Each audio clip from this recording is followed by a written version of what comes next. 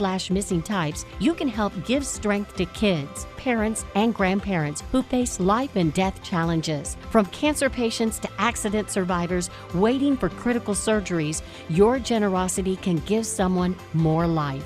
Don't wait until the letters A, B, and O are missing from hospital shelves. You are the missing type patients need. Visit redcrossblood.org/missing types or call 1-800-RED-CROSS to make your donation appointment today. I will be right by your side.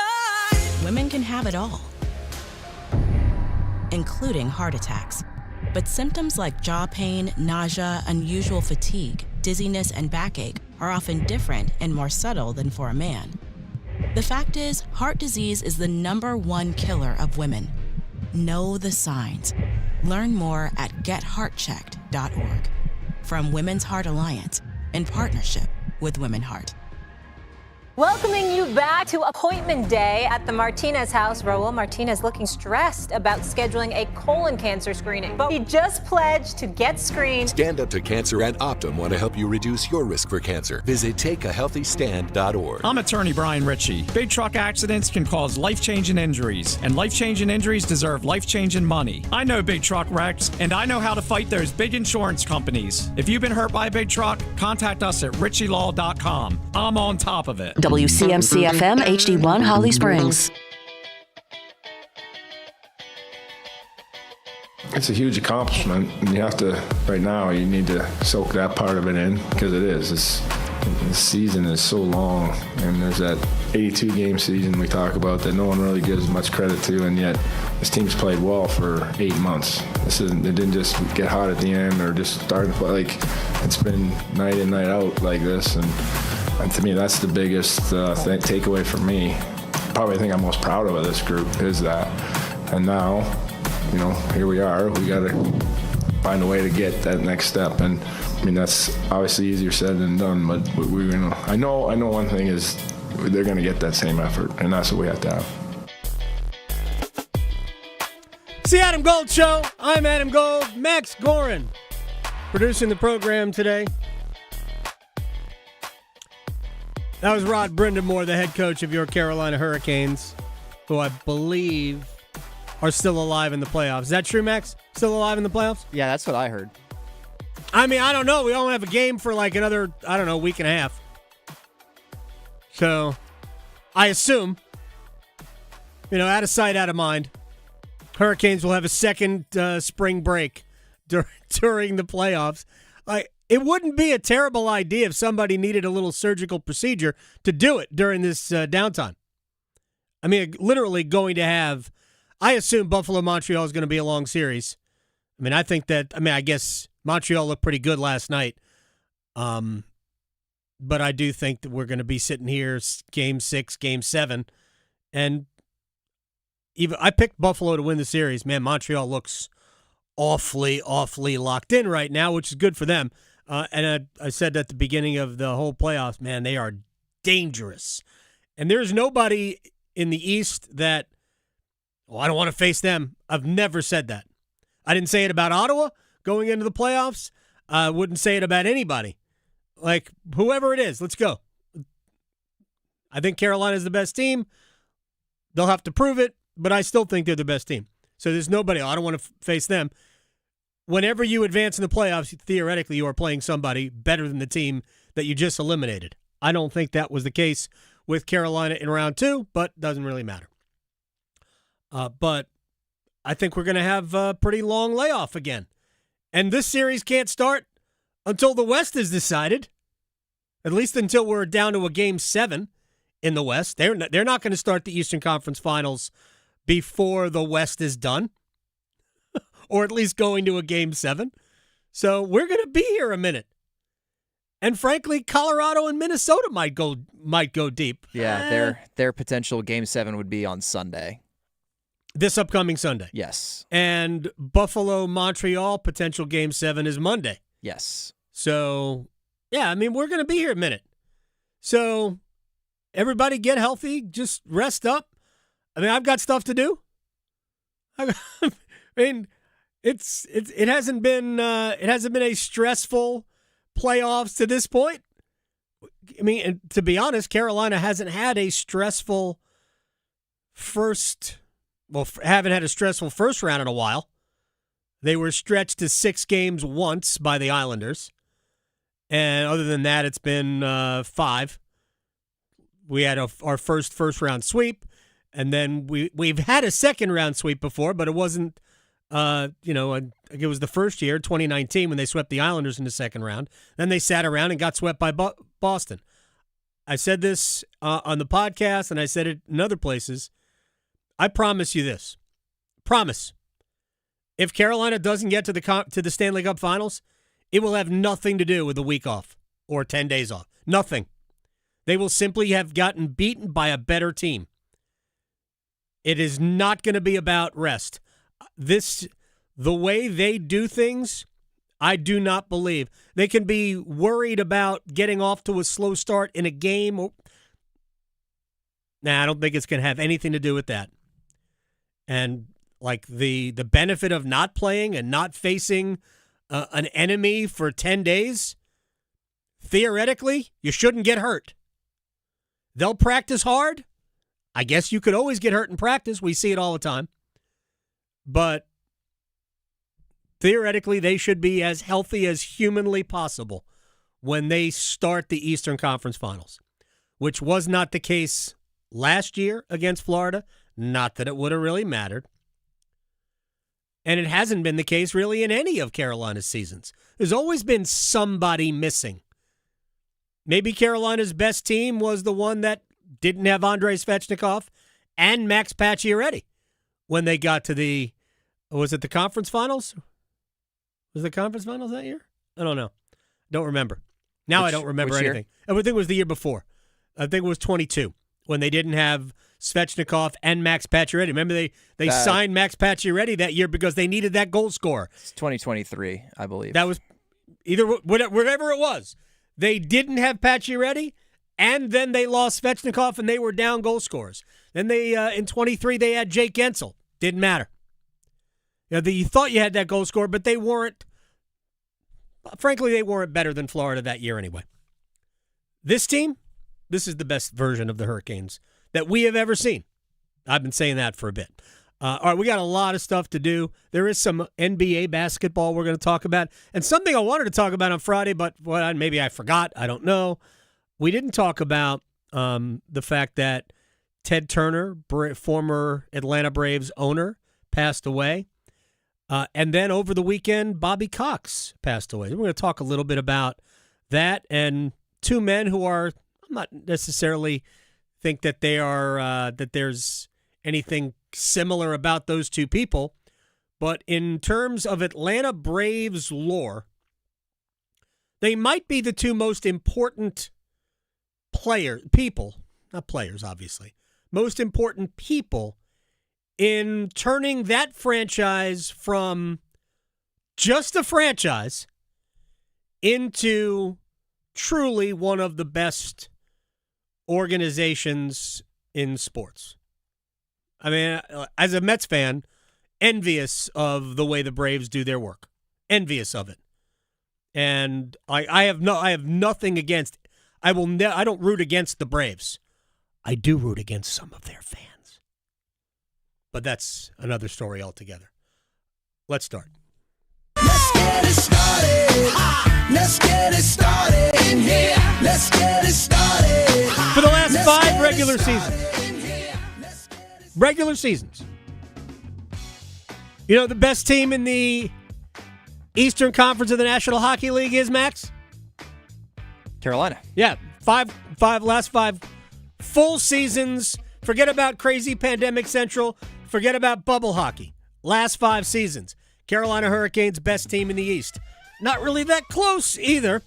Number 2 is Boston, in part thanks to that 136-point season, which, by the way, the Bruins did not escape round 1. No, they did not. They lost to Florida. You know who was on that team, too?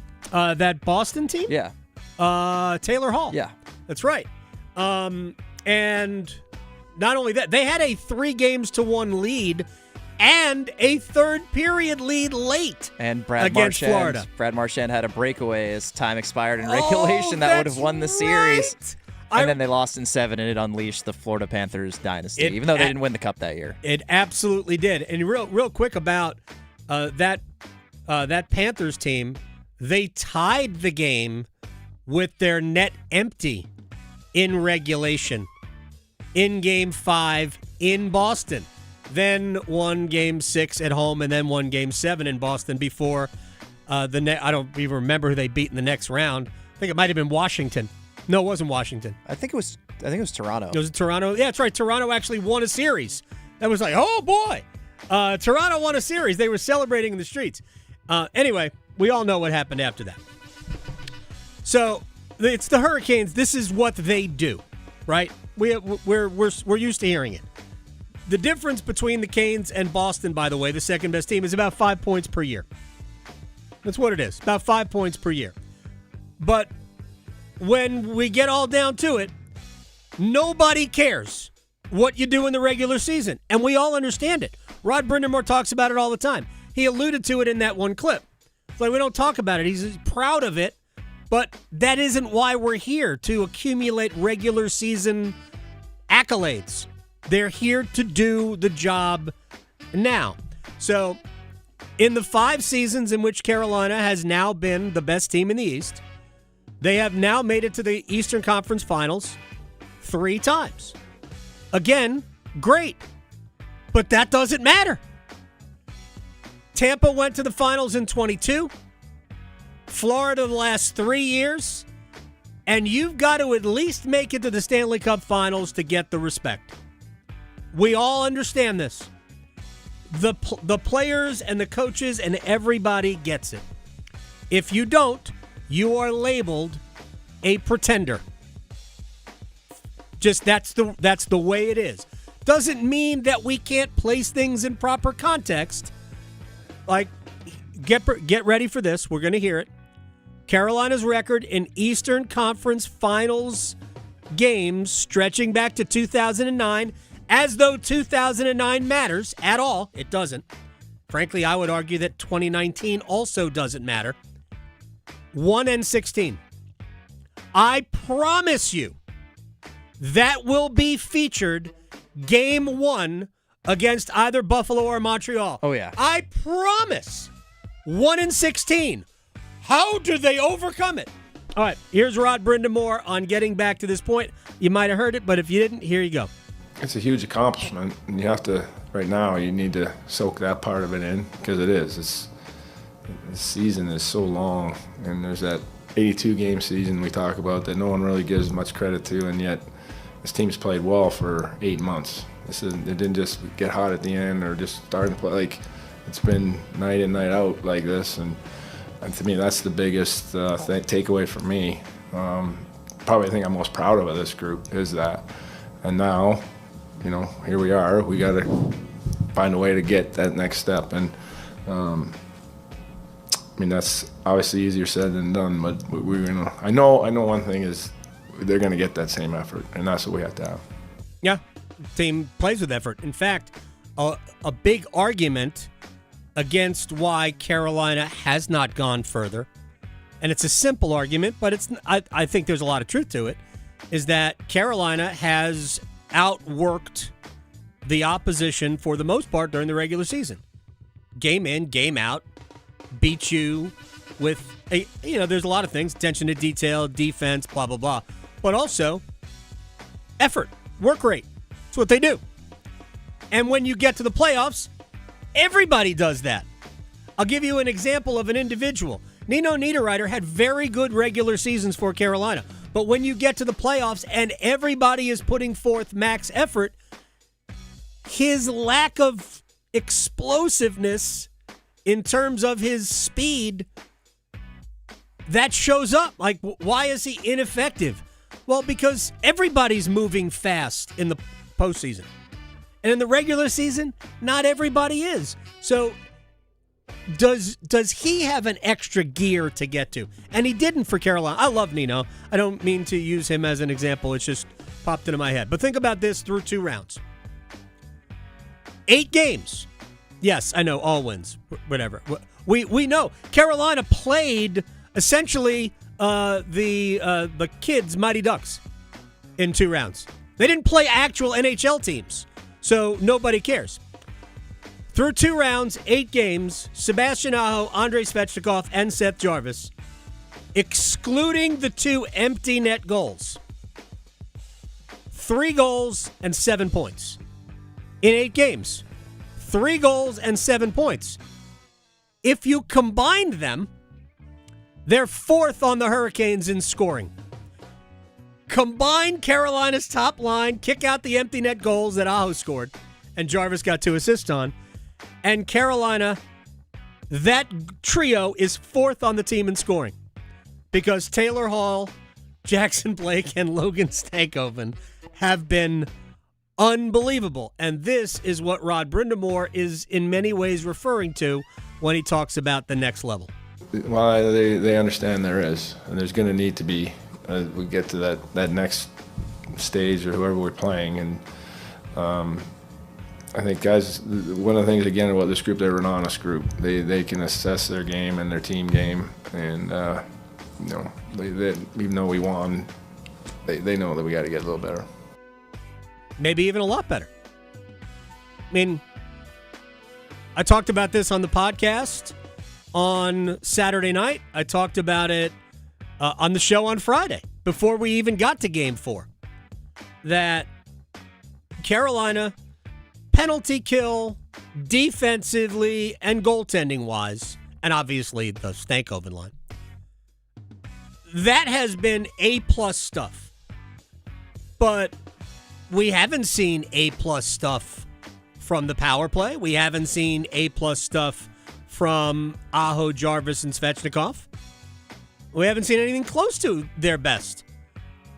They haven't been bad, but they haven't been their best.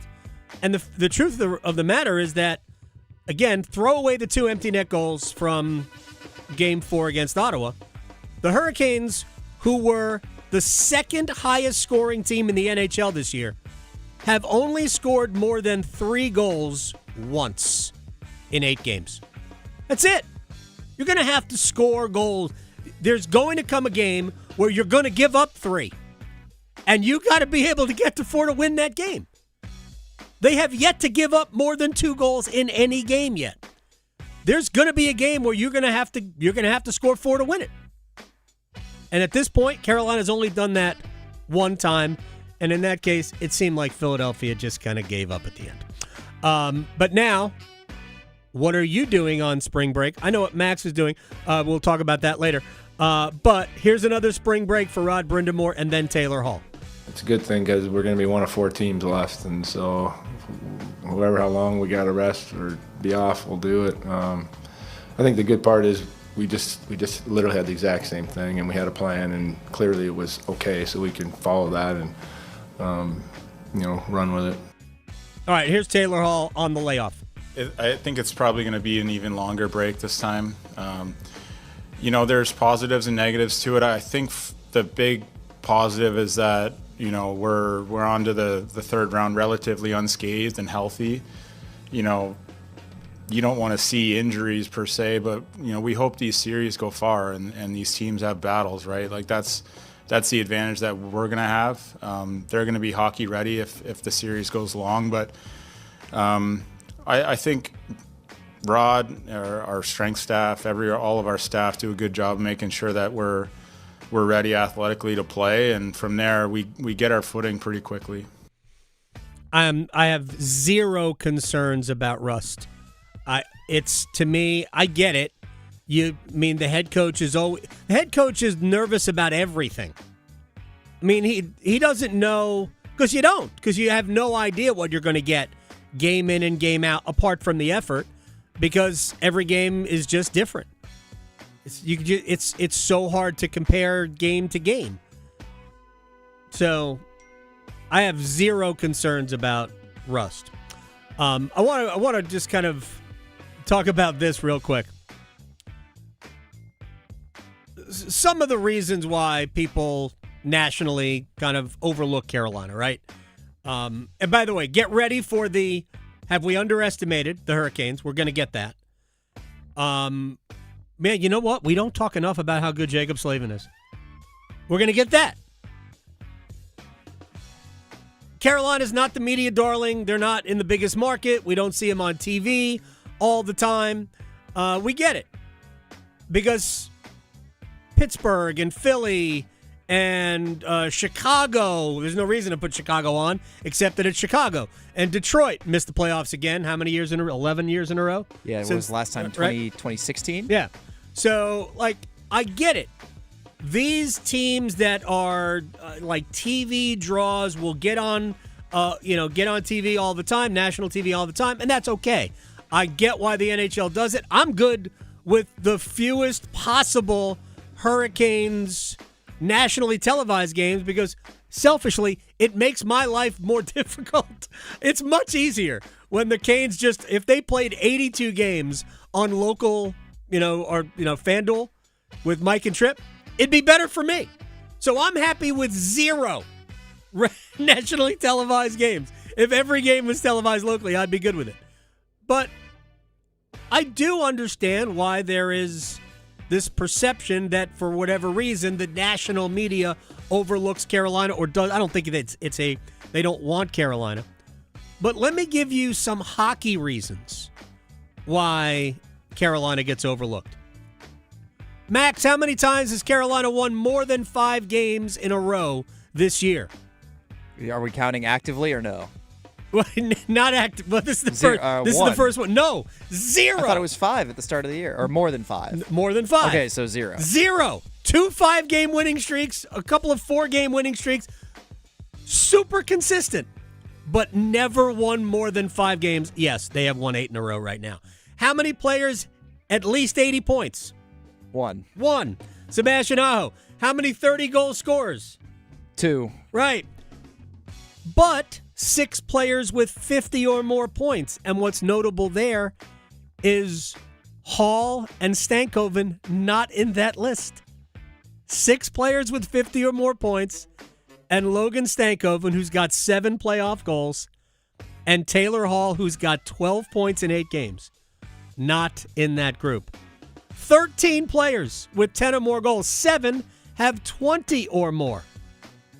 And I mentioned this before, 0 players nominated for any postseason award. It's just they get you with their depth, their consistency, their attention to detail. It is remarkable. And think about this, and I'll point, let me just delay this statement one second, because I think Brandon Bussey, if the rules were different, if the age number were 1 higher, he would have been a Calder finalist, I bet, because of the fact that, was he 5th in the league in wins for a goalie, and the underlying numbers were good. The save percentage wasn't great, but his goals against average was very good. But he had 39 wins in the regular season. I mean, it was like 3rd or 4th in the league in wins. So he was going to probably get Calder votes, but he wasn't eligible. If Wallstedt didn't get to be a finalist, then but he wasn't the starter for most of the year. They kind of split. I mean, they played a pretty similar number of games at the end. Plus, he played about 40. Wallstedt played 35. I don't know if there's a cutoff for eligibility, but I feel like if he didn't get it, I don't think Bussey would have been. Maybe, but it's just because goalies for the Calder's so hard, right? But I mean, Carolina's history has been those are the guys who get nominated. I believe, if I'm not mistaken, Alex Nedeljkovic was a Calder finalist his rookie season. I'm not sure Kochetkov wasn't either. Either way, he would have certainly been close in the voting. We could have said, well, maybe we get a Calder nominee. Anyway, 0 players. But Bussey is 1 year too old to be nominated. The cutoff is 26. He was 27 this year. And I say that only because think about Carolina's goaltending all year. Yeah, for about a month and a half, 2 months, Brandon Bussey was very good. But he was also, at the beginning, lucky. And then at the end, we saw what happened. His play kind of dropped off. And Carolina was outscoring their problems post-Olympics until the last couple of weeks when Freddie started to look better and Bussy played those last 2 games he looked at a very high level. And we went into the playoffs thinking, all right, goaltending's probably okay. It's been a little bit better than that. Rod Brindamore went into the playoffs knowing he was going to have to use both goalies, and here's him on Freddie. Well, that's what I kind of mentioned. I mean, I'm just sitting back watching that. And, I don't think anybody predicted that. We certainly went into the playoffs thinking, okay, we're probably going to use both. Why not? They both deserve to play. And there's just been no reason to, go any other direction. He's just playing lights out. And, obviously we need that to continue. Okay, I don't think you need 950 save percentage, Freddie. I mean, if you get 950 save percentage, Freddie,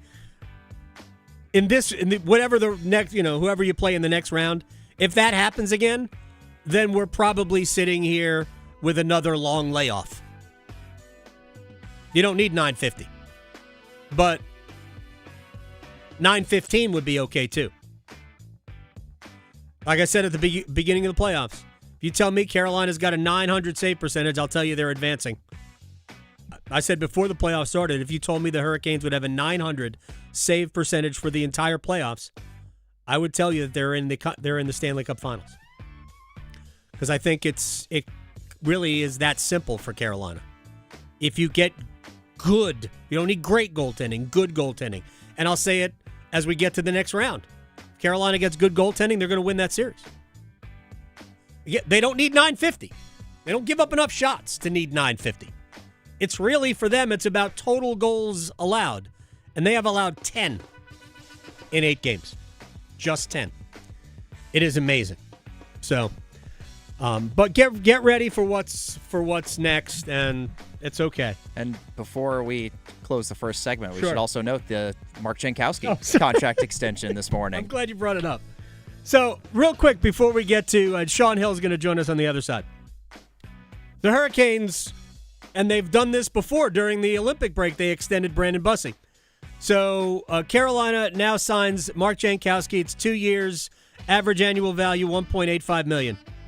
So, assuming, and if he's listening, he's such a nice dude, Jesperi Kotkaniemi. I want what's best for him, and what's best for him probably is to get a fresh start somewhere else. He's a good player. He does not fit Carolina's role that they need for him.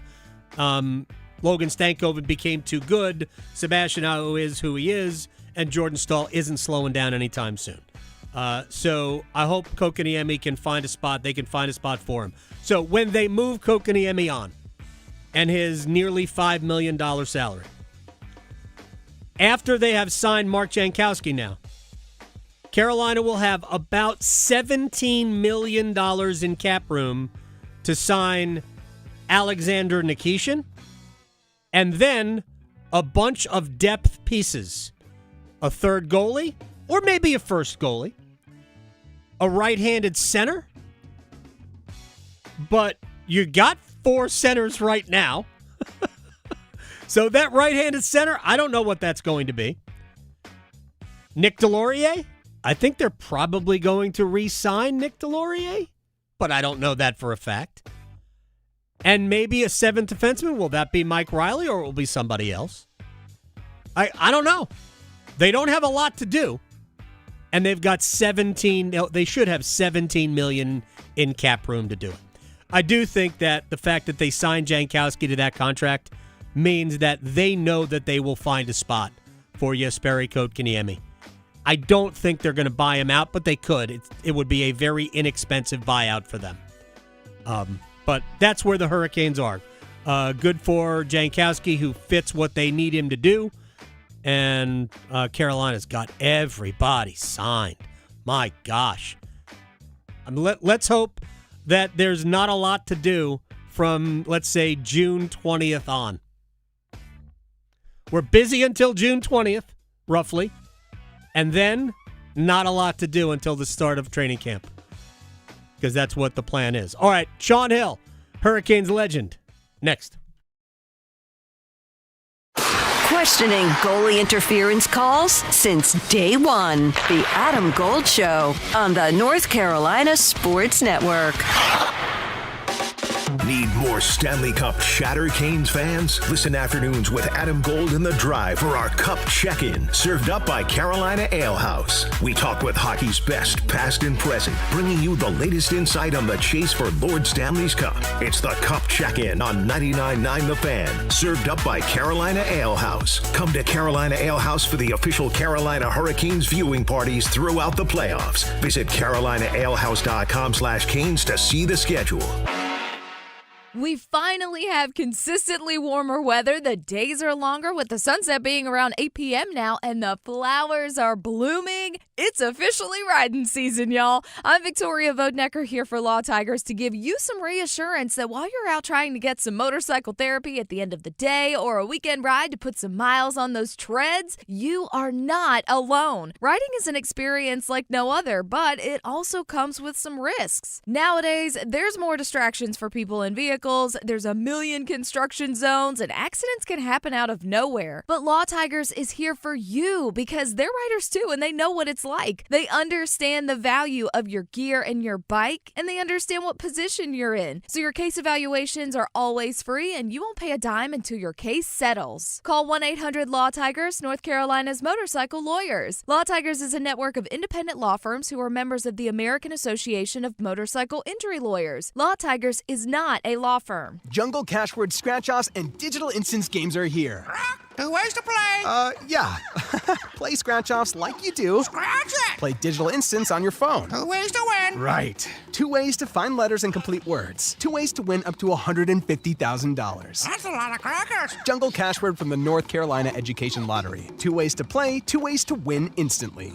Must be 18 to play. Approximate overall odds to win range from 1 in 3.79 to 3.90. Problem gambling helpline 877-718-5543. When sleep isn't working, everything feels harder. Your health, your patience, your focus, even your relationships. I'm Megan Giggling with Parkway Sleep Health Centers. Too often, people are told to wait months or even years just to talk to a sleep specialist, but untreated sleep problems don't wait. At Parkway, care begins within weeks with home sleep studies and fast, coordinated support so people can move forward instead of staying stuck. Better sleep changes everything. Parkway Sleep, your fastest path to better sleep. Start today at parkwaysleep.com. Sound sleep, sound health. Hey, it's Amanda here, back again with my friend Coach Pete. Coach, I love coming here to see you because I feel at home. Yep. I feel like I can walk in and I can just take my coat off and I can ask you anything. You can. And so we're open book. I mean, what do you want to ask today?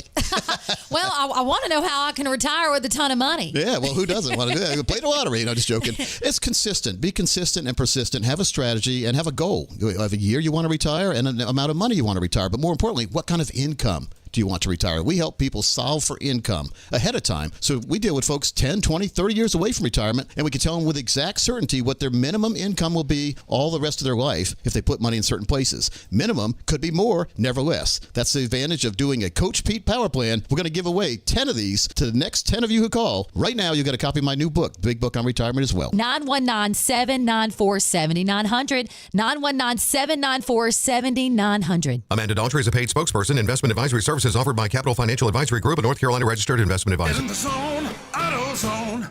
Welcome to Markdowns for Miles at AutoZone. Got any markdowns on oil? We've got many markdowns on oil. How about on that new STP Any Mileage? You'll save $5 when you buy 5 quarts of STP Any Mileage with an oil filter and get up to 5,000 miles of protection. Heck of a markdown for quite a lot of miles. At AutoZone. Get in the zone, AutoZone. Restrictions apply. One Adam Gold. One Adam Gold. Person in front of me in line had a box of wine. Oh, yeah. I feel that person. If you are buying boxed wine on a Friday, that thing is open right now. In the car. Yeah. I don't even need it to cool down. She jammed a big straw right through the top of the box yeah. in the Went car. to the gas station to get a cup of ice. Like, they don't even care. The Adam Gold Show.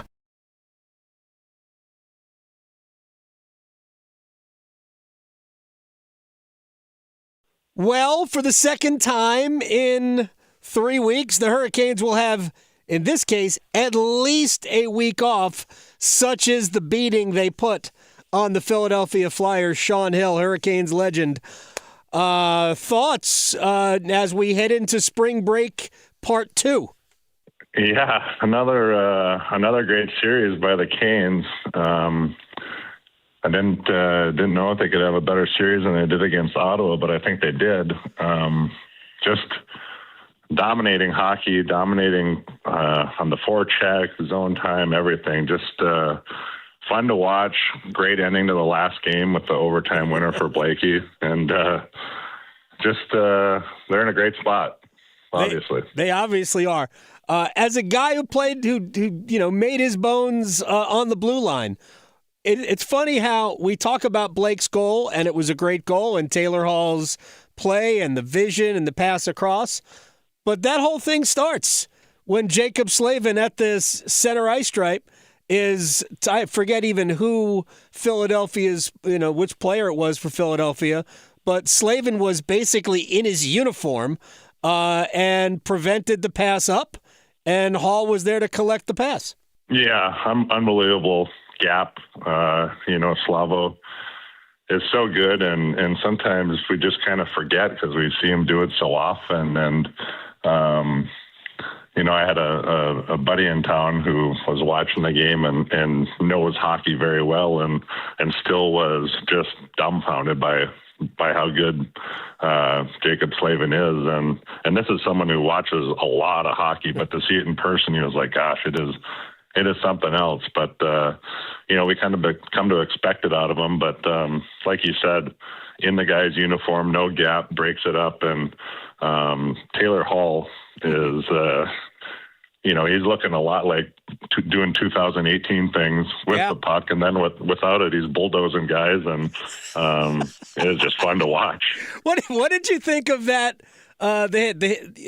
I know was it? I'm sure I'm actually even. I guess it was Game 3, not Game 4. So, what did you think of that hit? I think it's a hard hit.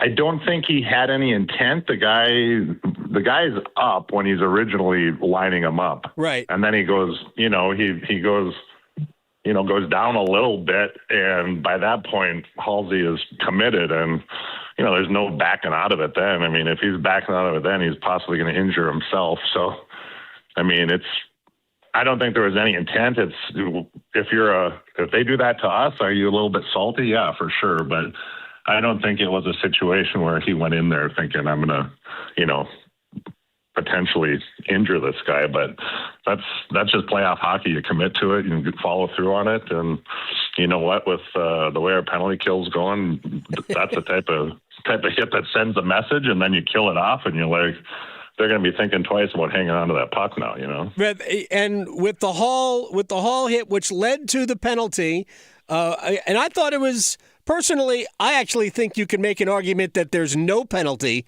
on the play, but regardless, it looks bad, so they're going to go from 5 to 2, and that's fine. And then, of course, you scored the shorthanded goal off of it with a great play by Jordan Martinook, which creates the whole situation. And then Jarvis has a chance, and we end up 5-on-3 when Rod takes a bench minor, because I think Rod was right. That was adjudicated poorly. What do you think Rod said? He probably deserved the bench minor at that point. Yeah, I think he earned it. I think he probably said something like, how you can do beep, one of those types of things. But like Rod said, I've seen a clip on it in the past, and he says, when I'm going crazy, it's basically because I'm right, because I've already looked at the video. It's at my feet. I've seen it 2 or 3 times, and that's when he just goes ballistic. And, you gotta love the guys for going out and killing it off and making sure that, they're not going to get stung for being 5-on-3. And, they had his back on it, and it was great. Sean Hill is joining us here on the Adam Gold Show. Put yourself, if you could, in the mindset of, it's not just Philly, because it was Ottawa too. This is now almost 5 minutes of actually it's more than 5 minutes.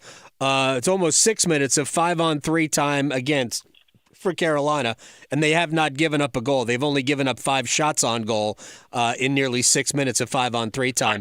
But the way the penalty kill is going, how much does it become a mind game for the team on the power play, knowing you're going up against a penalty kill that is absolutely dialed in? Yeah, it's almost, the 5-on-3 that they had in one of the last games with the Flyers. I can't remember if it was game 4 or game 3, but I don't even think we gave up a shot, right? Which is, you got to be looking at that thinking, I don't know, do you go into it thinking, let's not give up a goal, first of all, and let's just try and get some momentum. That's the building block of it, I think, if you're a team playing against them right now. But it's definitely got to be a mental battle, and obviously, you hope you get one, and you always will take it, the power play. But I think it's definitely got to be frustrating.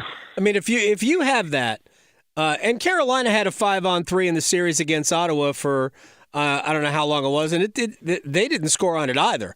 But if you get frustrated like this, don't you just bring it into the zone and we're not even going to try to pass the puck. I'm just going to find a lane. I'm going to just fire it at the net and then just go crash and get it and see if you can at least shake things up that way.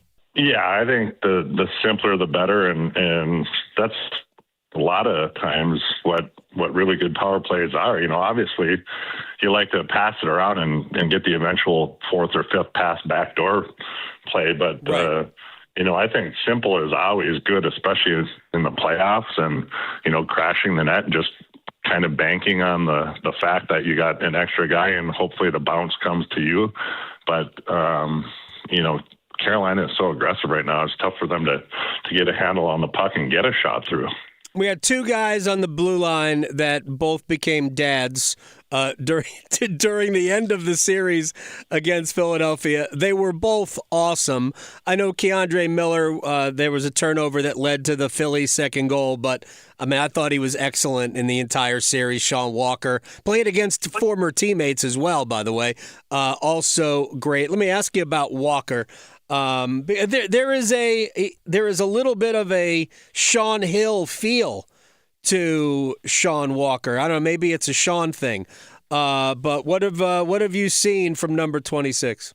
I didn't really know him real well before he came here as a player, but he has grown on me.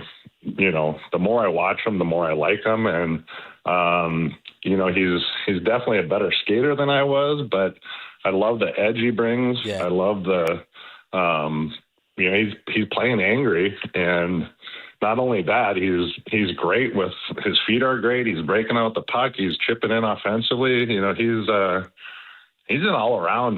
Just a great defenseman. I don't know where you slot the guy if someone looks at him and thinks he's a 3, a 4, a 5, whatever it is.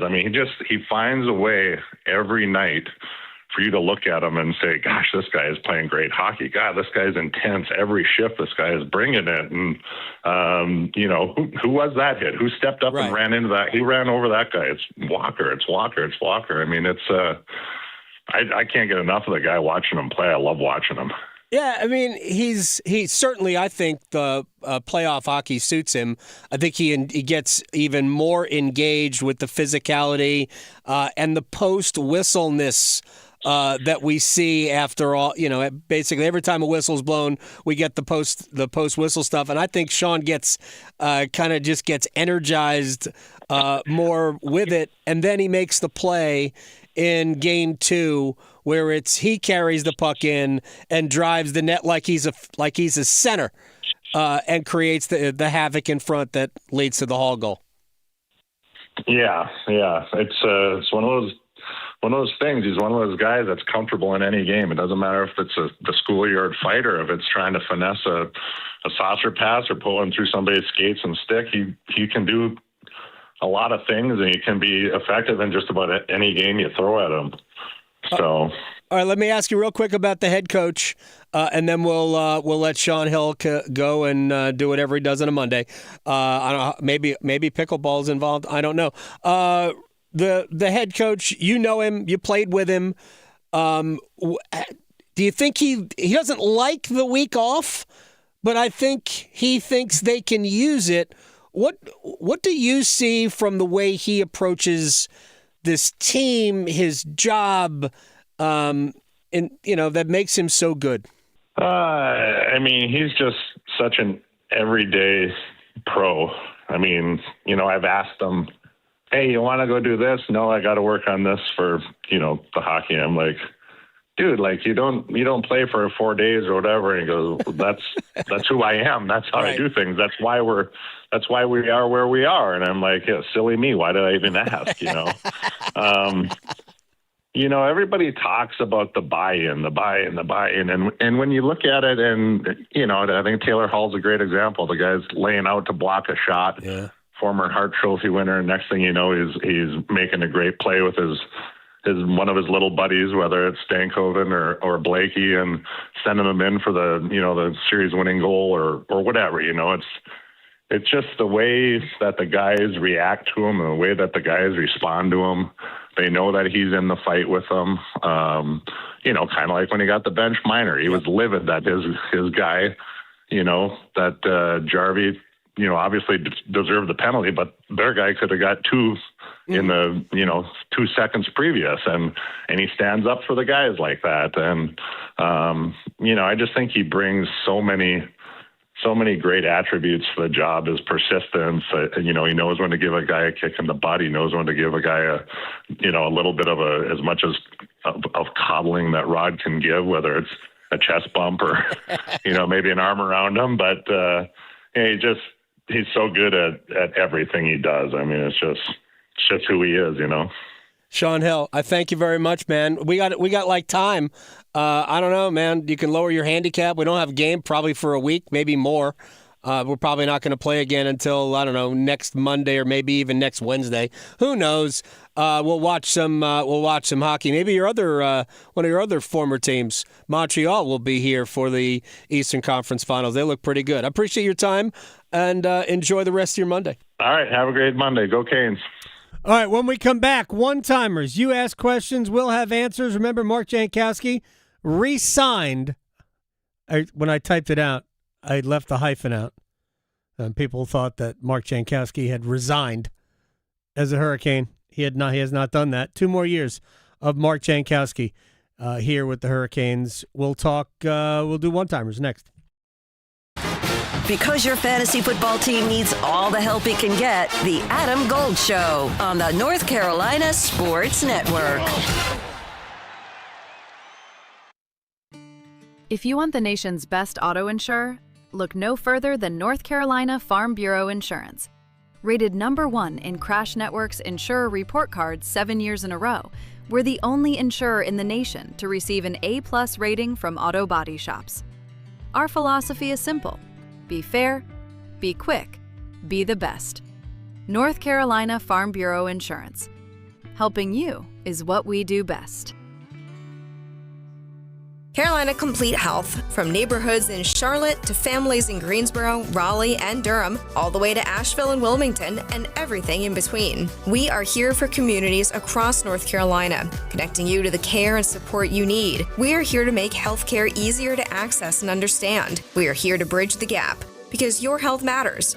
Your community matters. You matter. We are here for your health. Visit hereforyourhealthnc.com. Hey, it's Adam Gold from my friends at FanDuel, America's #1 sports book, and here's how we prove it. We are giving you better payouts, bigger payouts, more value on same-game parlays all NBA playoffs long, and there is a lot of playoffs still to come, or are a lot of playoffs still to come. Plenty of time for the Knicks to mess it up. With more ways to build and more value every time you play, you can stack your picks your way, every game, every matchup, every moment. Spreads, points, threes, more. Build it all in a one same-game parlay. Go for bigger payouts. And I'm sorry if I took a shot at the Knicks. Look, I grew up at Madison Square Garden. I'm sort of a Knicks fan. I just don't have any faith in them. If you're betting same-game parlays during the NBA postseason, bet them on FanDuel because you get more for your buck. FanDuel.com/local. Get started today. FanDuel, official partner of the NBA.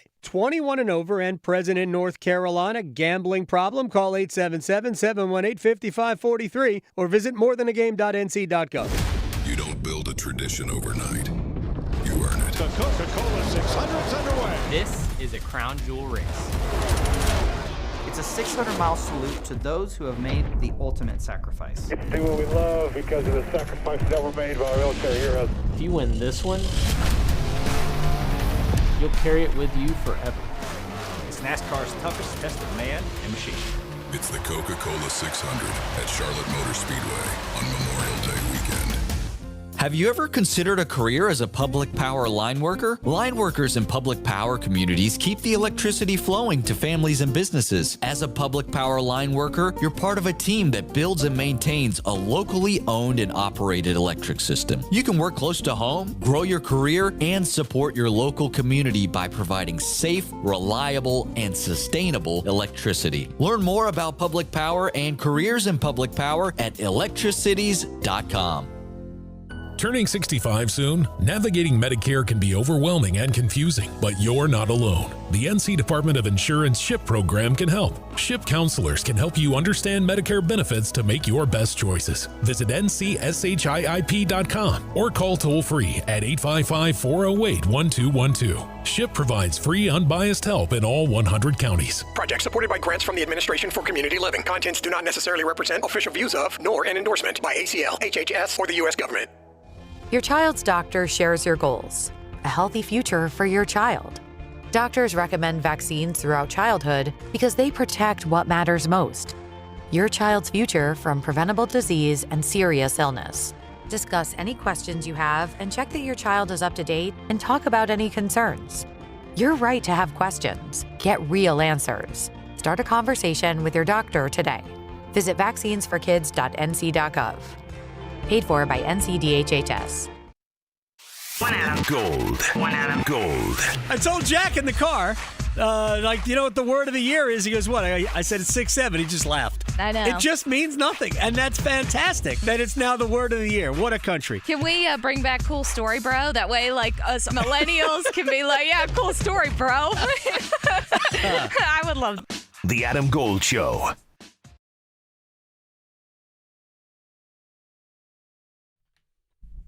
It's the Adam Gold Show. I am Adam Gold. Next hour, digging a little bit to the NBA. I heard a commercial about me throwing shade at the Knicks. They beat Philadelphia like they stole something from them last night. And they swept tough weekend for Philly sports fans. Holy mackerel. Do we know how the Phillies are doing? Because right now, that's really all they've got. They weren't doing great before. I know, at least this was like a couple weeks ago, they were on like a 10-game losing streak, and they fired their manager. So I'm going to assume not great, but they probably aren't doing as bad as the Red Sox. So I don't know. You know, there's only one team in baseball that is on pace to lose 100 games. You know who that is, Max? That is probably the New York Mets. That is the correct answer. Oh, okay. The Red Sox are only 6 games below 500 now. Here you go. Red hot. Gosh, baseball. I'll look at it again when the hockey playoffs are over. One-timers.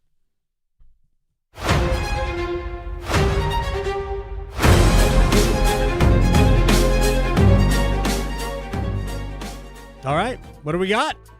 All right, we got a couple in our YouTube chat. Just a reminder, for anyone who wants to have their voice heard or have their question answered, be sure to look up 99.9 The Fan on YouTube, hit subscribe, hop in the live chat, and drop your questions in there. This is from William in the chat. He said, Birdie says hello. So, all right, cool. Hello from Birdie. What does the Aho line need to do to score more?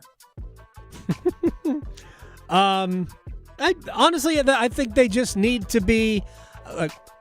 I'm not smart enough to tell you what they're doing wrong. I do think they have been less aggressive than the Stankoven Hall Blake line. Some of that is matchups, right? We can pretend all day long that everybody gets the same matchup. They do not. The Aho line gets the more difficult forwards. They get the more difficult blue line.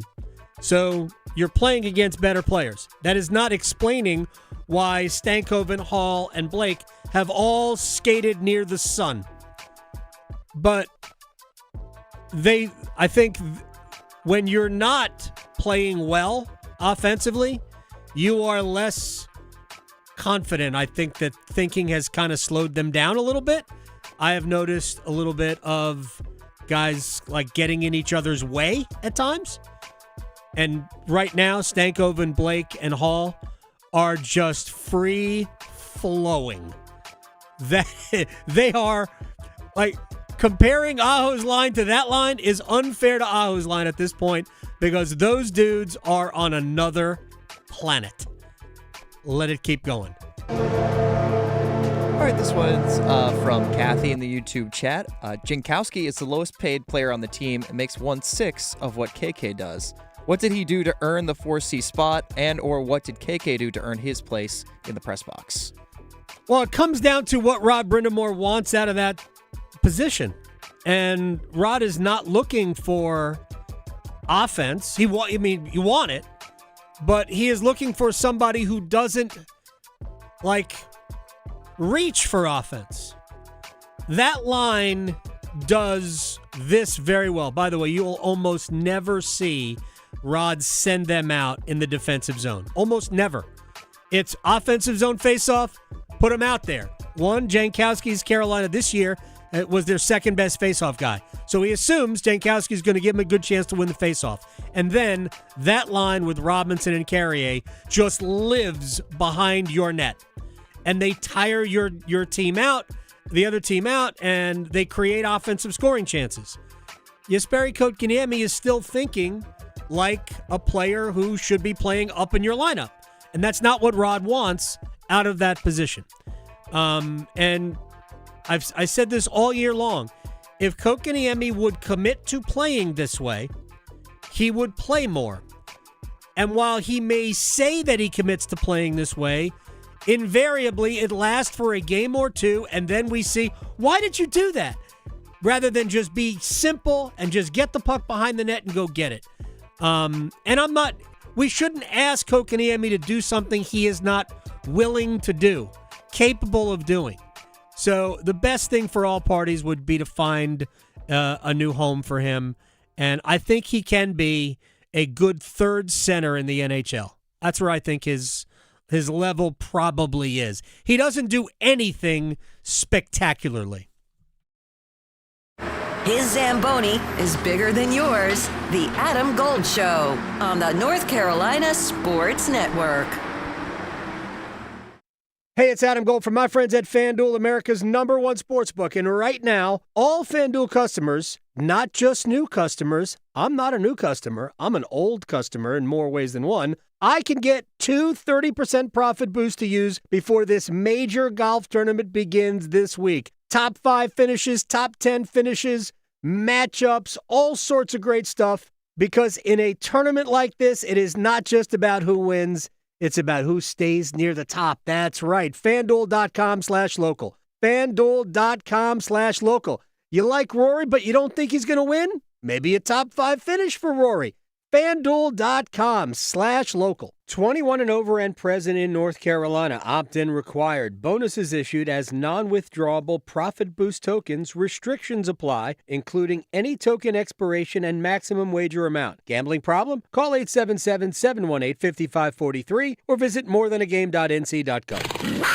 Hey, Carolina Panthers fans, it's Dennis Cox from 99.9 The Fan. Join me and my co-host Chris Lee from WREL TV as our podcast Panthers Playbook rolls on this offseason, presented by Wake Orthopedics. In every episode, we'll keep you up to date on Carolina Panthers news as we break down the NFL draft, insights on free agents and prospects, plus all the inside information on the offseason. Follow and subscribe to Panthers Playbook wherever you discover your favorite podcasts or watch on YouTube. Leaves, water, debris. Hi, this is Hallie with RoofWorks. There are a lot of things that can wreak havoc on your commercial property, and we are proud to be there for our dedicated customers that depend on us. From helping to design and build the roof for new construction, to maintenance, repair, and replacements, we've got the experience that you can count on. At RoofWorks, we don't want to be the biggest. We just want to be the best. Visit us at roofworks.com. That's roof, WERKS.com. Wesley Financial Group is not a law firm. I'm Chuck McDowell, founder of Wesley Financial Group. Did you buy a timeshare because they told you it was a great investment? That's a lie. Most timeshares can be bought online for $1. To find out what your timeshare is worth and to cancel it, call us today and we'll send you our timeshare exit kit free with all your options for cancellation. Call Wesley for your free exit info guide. 800-771-1300. That's 800-771-1300. Organize easy. Organize tough. Customize your work truck or van with upfit solutions from Van Products. Steel and aluminum shelving, toolboxes, data files, cabinets, drawers, conduit carriers, ladder racks, everything safe and secure. Everything built as unbreakable as you by Adrian Steel. Backed by the best warranty in the business. 3 years, 36,000 miles. Everything custom installed by Van Products so you know it's done right. From a single work rig to a fleet. Choose custom installed upfit solutions from Van Products. At the V Foundation, V is for victory over cancer. V is for victory over giving up. Don't give up. Don't ever give up. Join our team in the fight against cancer at V.org. Good morning, students! Cartoon Network wants you to start your day off right by speaking up against bullying. People can be bullied for all kinds of things. Who they are, where they're from, what they look like, or what they believe. That's called identity-based bullying. If you see a student being bullied, be supportive. Ask if they're okay and invite them to join you. You can be an ally and make a friend. Friendship. Visit StopBullyingSpeakUp.com and redraw your world without bullying. I'm attorney Brian Ritchie. Workers' comp can be tricky, but my law firm will be on top of all the complicated paperwork and sneaky deadlines so that all of your I's are dotted and T's are crossed. If you've been hurt on the job, I'm on top of it. Contact us at ritchielaw.com. Broadcasting live from the Eagle Leasing Storage Studio. WCMC HD1 Holly Springs. 99.9 The Fan. The Triangle Sports leader. I can't put into words how proud I am of her. You know, she had to go through it for a little bit without me there. I did make it, but she was amazing. And it's funny, you know, already how much you love your new daughter. And again, my wife is a rock star. The way she killed it, and just so proud of her. And I love them both. It's the Adam Gold Show. I'm Adam Gold. Max Gorin on the ones and twos today. That was Sean Walker, who had an interesting Friday night, Saturday. His wife went into labor. He flew home Friday, right? I think if I have this right, from Philadelphia on Friday. I believe it was 6 a.m. or so on Saturday morning. Oh, was it Saturday morning he flew back? And then the timeline I had heard was water broke like 1 a.m. Oh, right. Hop on the plane first flight. like 6 a.m. and then get on the PJ back for the game and made it in time for the 6 o'clock puck drop. Unbelievable. Yeah, and then new dad strength. That whole pair. Keandre Miller's wife gave birth, I think what was before game 1 of the series, right? And so, look, good. Congratulations to both guys. Not only for playing the way they're playing and to have advanced to the conference finals, but for, both just being that guy, right? To be with your wife, it'd be so easy and understandable, because I've heard people say, well, you don't have to be there. You want to be there. It's not that you have to be there. It's that you want to be there. And they were able to do both. Good for them. We've seen Jacob Slavin, deal with this.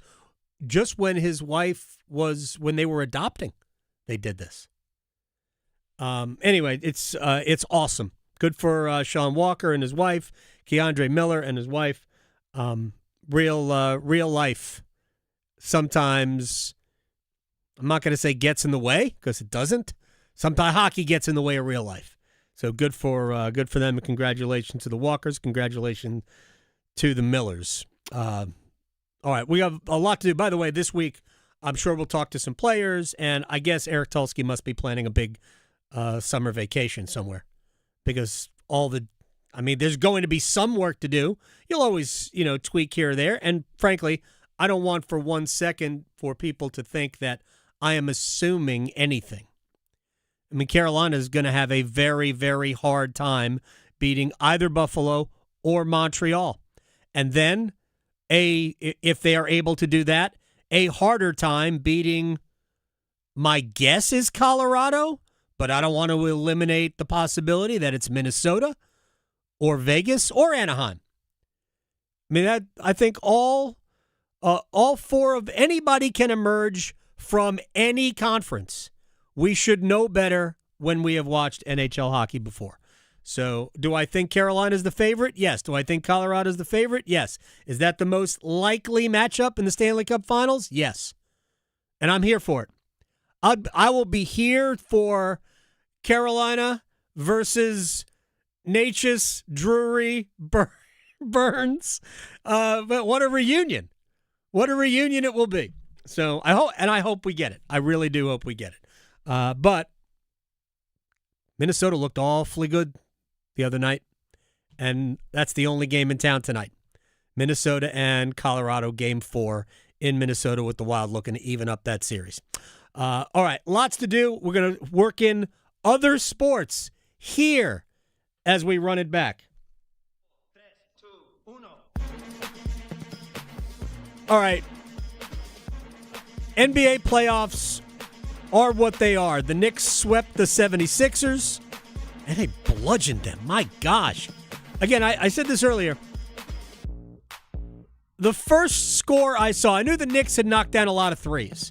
I was otherwise occupied with club soccer over the weekend, coming back from Charlotte and all that. I knew the Knicks had knocked down a bunch of threes. But the first score I saw was 130-88. That's 42 points, right, Max? 130-88. That's the first score I saw. Yeah, that'd be a 42-point lead. All right. And I thought, I can't believe. And then I looked at how much time was left. And there was 8:33 left in the fourth quarter. And I thought, wait a second. The Sixers have given up 130 points. And there's still almost the entire fourth quarter left to play? I think Miles McBride being the Knicks' leading scorer tells you everything you need to know about that game. What are we doing? So, look, the Sixers, they won a round. They upset the Celtics. Knicks didn't have to play Boston. Knicks, Pistons, likely, I guess, right? And it's Game 4 of that Pistons-Cavs series. So I could go even, so... Does James Harden still play for the Cavs? Oh, yeah. Yeah, no, for them, don't worry about it. Pistons will win that series. And then it would be Pistons-Knicks in the next round. And the Pistons swept the Knicks in the regular season. And I don't think any of the games was particularly close. I do think this Knicks team is playing differently. Obviously better, but differently than they played during the regular season. So we'll see if this Knicks team is better equipped to slow down Detroit, who is really good, obviously, as the 1 seed in the East. Out west, do we know what Victor Wembanyama was thinking? I mean, that seemed pretty dumb, blatant. I mean, elbow, get yourself ejected. And just see, what are you doing?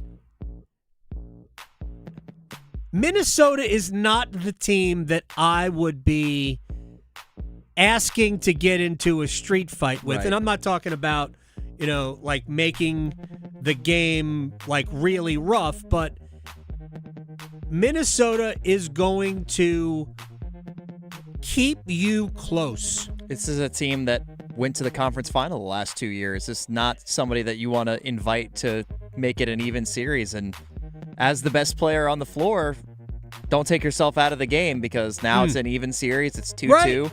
And yeah, you've got the home court advantage. It basically becomes a 3-game series. Who won game 1, though? Exactly. Minnesota won game 1 in San Antonio. This isn't. You have asked the Minnesota Timberwolves to beat you. Yeah, you're making it tougher on yourself. So, I mean, this is a real tough team to get out. I mean, they haven't been out again before the conference final the last couple of seasons, and as good as the Spurs were, being a 62-win team, like they don't have a ton of that playoff experience yet. First of all, that kind of shows through with what Wemby did. So, learning lessons, right? Minnesota is supremely well coached. They are prepared. They understand what they're doing. And they've got, when he's healthy, when he's right, Anthony Edwards is one of the best players in the league. And he's a player that can play both ends, controls the game, and he can give them enough, and they have support scoring. He gives them enough. He doesn't have to give them 38 minutes. He can give them 25 minutes at a high level.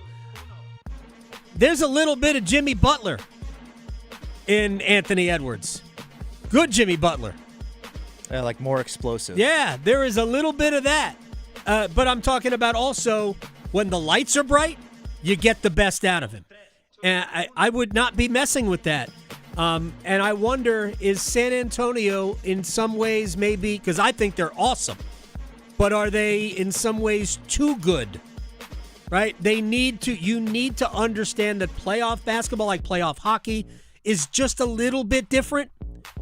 Can't mess around, man. You just do not mess around. I still think the Spurs are great, and they'll probably win this series. But, man, they have just asked. They have asked to be beaten.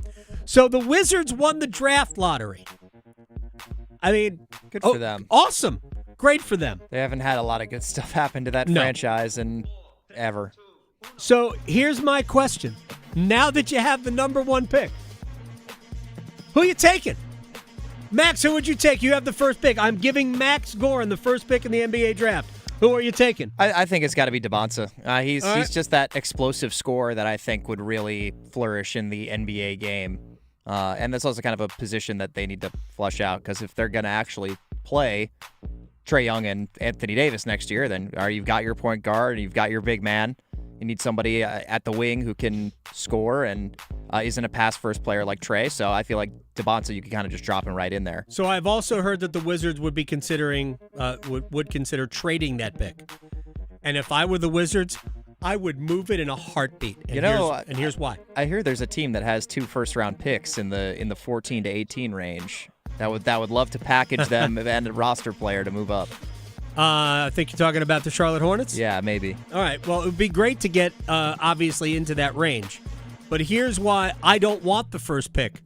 Because, honestly, I can't tell the difference between 1, 2, 3, 4, maybe 5. I think it's not the same player, but I think they have the same chance of being great. I was so hoping that the Hornets would move up to like 3. Because I think adding Boozer into that lineup would just be the perfect piece to add to the lineup. Raises the defensive floor. He's just so solid. He can shoot a little bit too. It's just a little bit of everything. I think he can shoot a lot. Yeah, and he's so good fundamentally, and it would just be just such a great addition. But they only had a 0.5% chance at the first pick, and I think top 4 was like 2% or something. So I wasn't that upset when they didn't end up moving up. I was pretty much expecting them to stick at 14. Here's my read on Cam Boozer.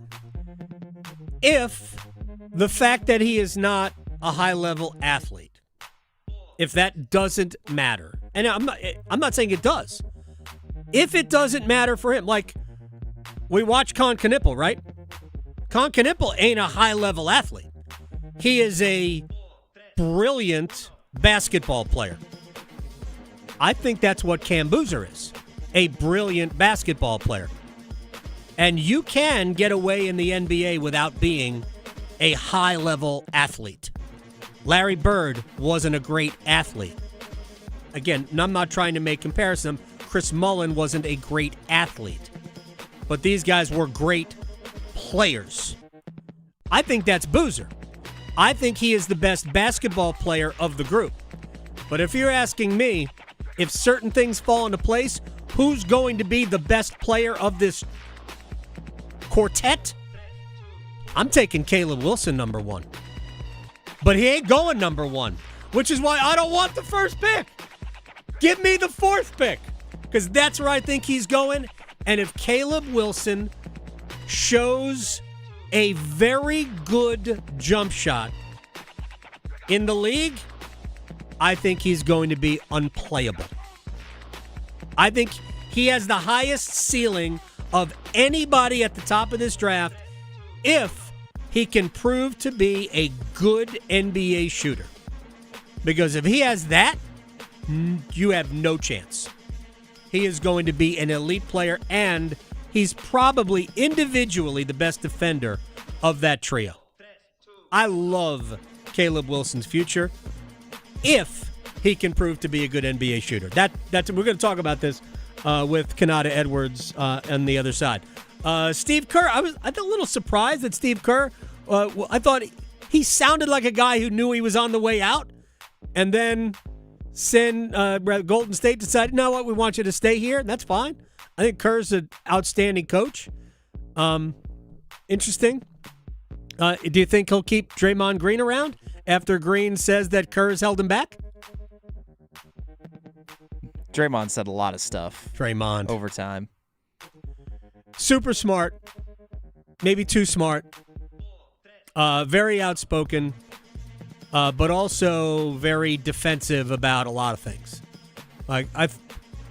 Draymond, there probably isn't a player that I can recall in the last 25 years in basketball that has been more of a product of his surroundings. Now, he contributes to the good, because Draymond Green, super cerebral player, a guy who became great defensively, not because he was physically gifted, but because he got it. Was willing to do some dirty-ish things, but whatever. That's okay. That's part of being a pro.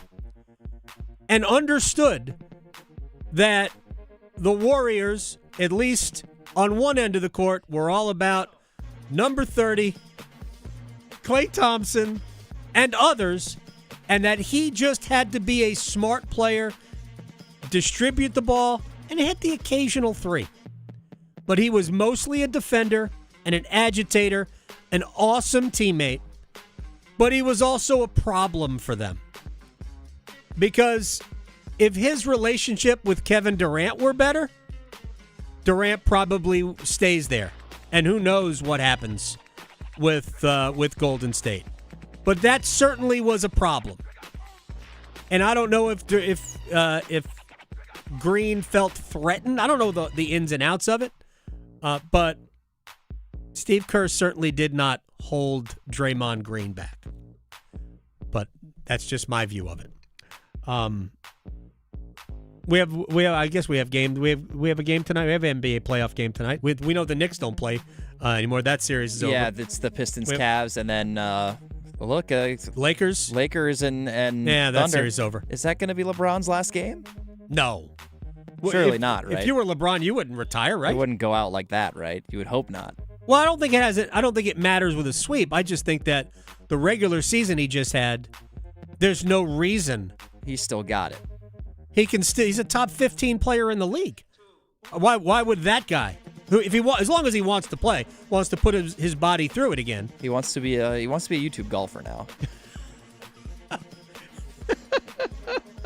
Well, maybe.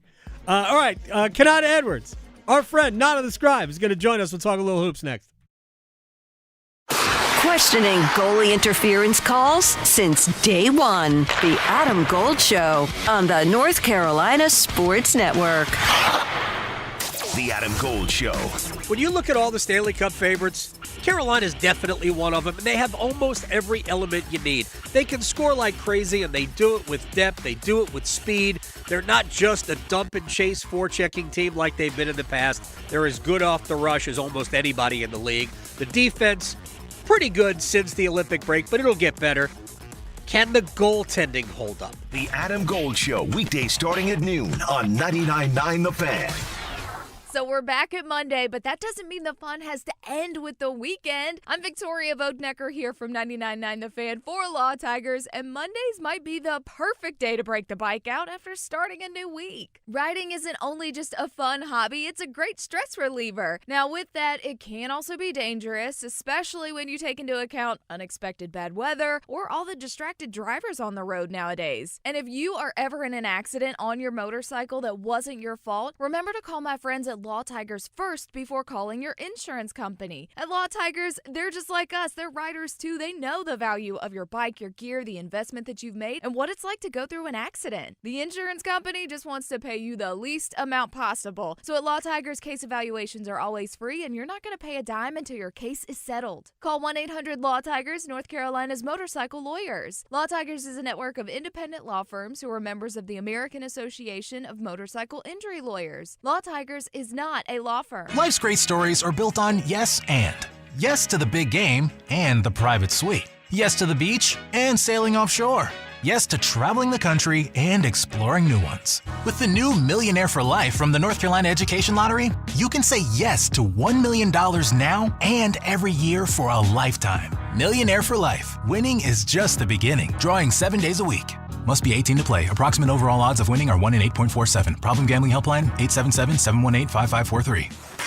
Canes fans, this is your playoff headquarters, the Dugout Tavern and Grill on Kelly Road in Apex. Catch every Carolina Hurricanes playoff game the way it's meant to be seen. An official member of the Canes Bar Network, the Dugout has the sound on for every game, a massive 16-foot video wall, and bucket specials, plus $4 Storm Surge drinks to keep the energy high all night long. So grab the gang, wear your red, and cheer loud. The Dugout Tavern and Grill in Apex, where Canes fans bring the storm. Credit card interest rates are now over 29%, and most people are only making the minimum payment, so they're getting nowhere. Hey, it's Dennis Cox for Loan Pronto. But here's what many homeowners don't realize. Using the equity in your home, you can easily access hundreds of thousands in cash. With Loan Pronto's Rapid Equity Loan, you can pay off your credit cards, your existing HELOC, your car loans, or get money for that home improvement project. One client just got $100,000 approved and saved over $1,500 a month. And here's the best part. With Loan Pronto, you can do it all from your phone with zero out-of-pocket, no hard credit pull up front, no appraisal, no long drawn-out bank process, and no touching your first mortgage. Rates are at near 3-year lows. Act now. Go to loanpronto.com. See how much you can get in about 60 seconds. Loan Pronto, 2,800 5-star Google reviews. Call 919-381-1760 or visit loanpronto.com. 919-381-1760, loanpronto.com. Equal housing lender, NMLS 1661781, NMLSconsumeraccess.org. O'Reilly. Check engine, ABS, or maintenance light on? Take the guesswork out of your warning lights with O'Reilly Veriscan. The service is free and provides a report with solutions verified by ASE certified master technicians. And if you need help, we could recommend a shop for you. Ask for O'Reilly Veriscan today. O'Reilly Auto Parts. This is Adam Gold. Well, if I'm watching the Panthers game and it's going real bad, many times it does. I punish them by not watching I'm them. a disappointed mother. Yeah. Like, what are you doing? So, yeah, I realize it's not going to change the game, but it makes me feel better. And, you know. There were other factors at play there, but for the most part, I punish them. I will not watch you. The Adam Gold Show.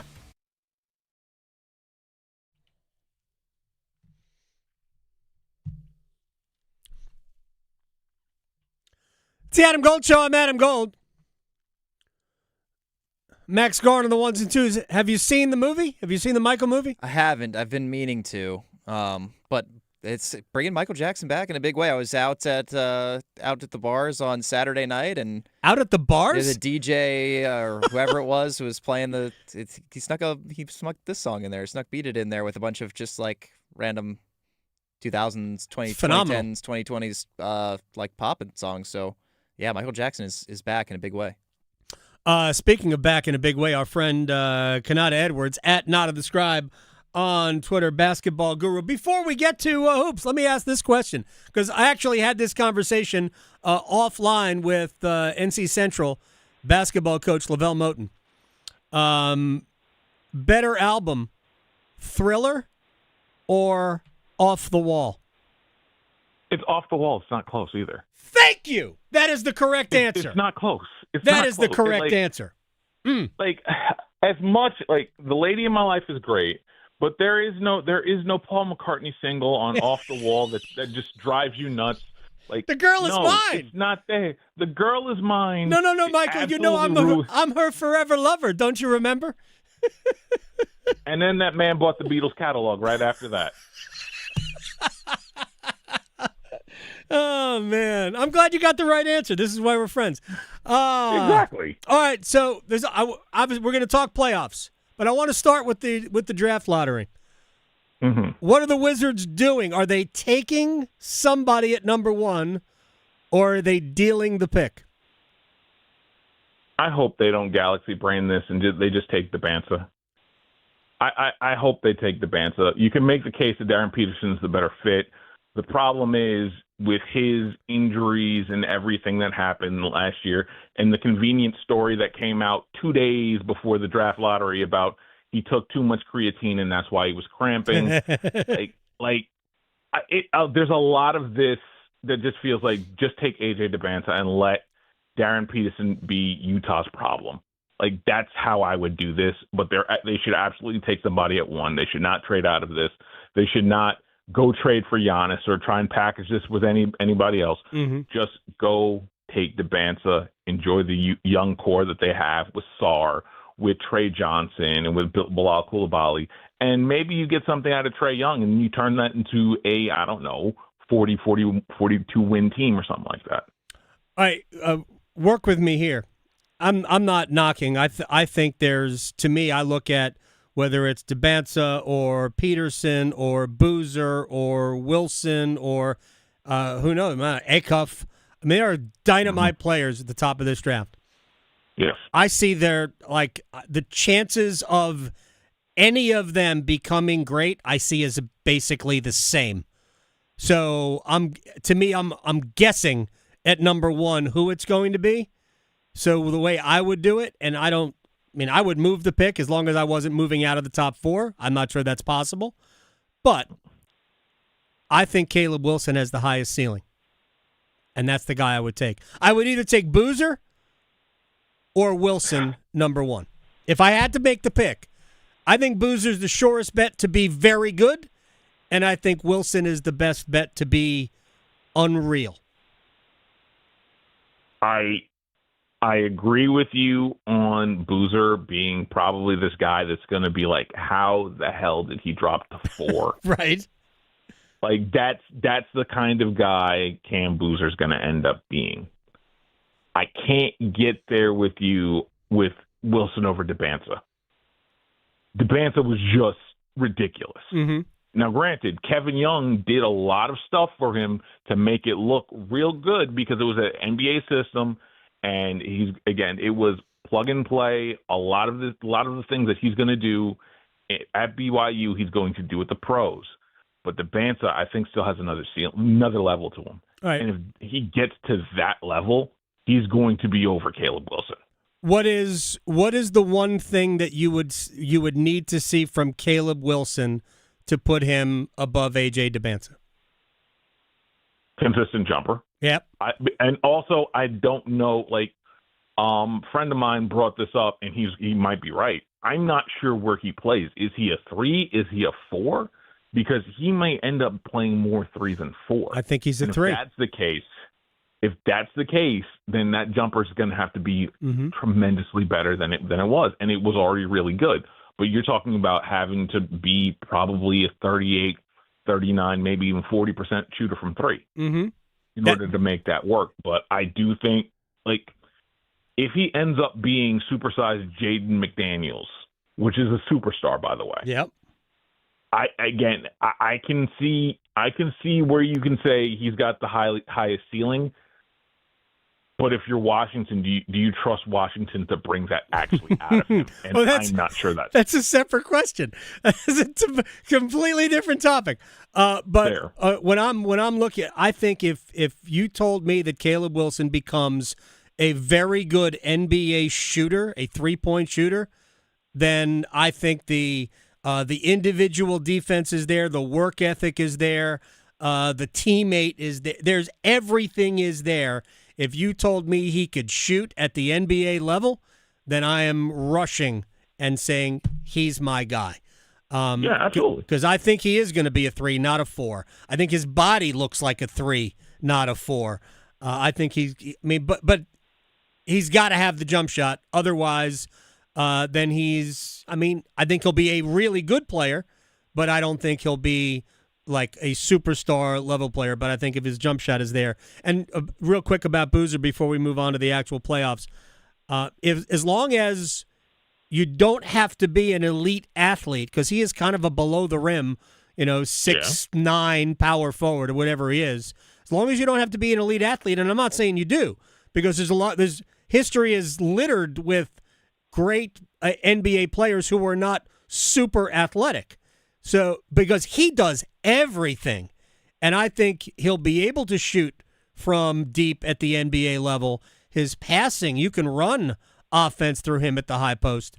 So I love his future. I think his floor is the highest of anybody in this draft. I just don't know how much higher his ceiling is than his floor. But I think his floor is super high. Well, you got to remember this. Like, we're not that far removed from chubby Kevin Love putting up 50 in Minnesota. Like, we're not that far removed. So that, again... You remember Minnesota again. I'm not being like chubby Kevin Love. Really? Yes, you remember? Okay. All right. Fine. You remember again? Go look at those Minnesota Timberwolves pictures. Look at those. Again, I'm not trying to body shame. I'm just being accurate about this. Okay. That man. I like it. That man did outlet passes and everything else, and put up 50 for Minnesota. Now, granted, they only won 34 games, right? But still, he was putting up numbers, putting up near triple doubles. He's the prototype for a guy like Cameron Boozer. So if he can do that, add the 3-point shot, he'll be just fine because there's going to be a place for him. There are people like Grant Williams still in the league that really have below the rim athleticism. He'll be just fine because of his basketball smarts. As long as he fixes the finishing around NBA length, he'll be okay. All right, now let's get to the playoffs. I keep seeing this, and they forget that there is still at least one more round to go. But I keep seeing every time we talk, every time TV is talking about the Knicks, are they about to win the NBA title? They haven't beaten the Pistons yet, which they didn't do all season long.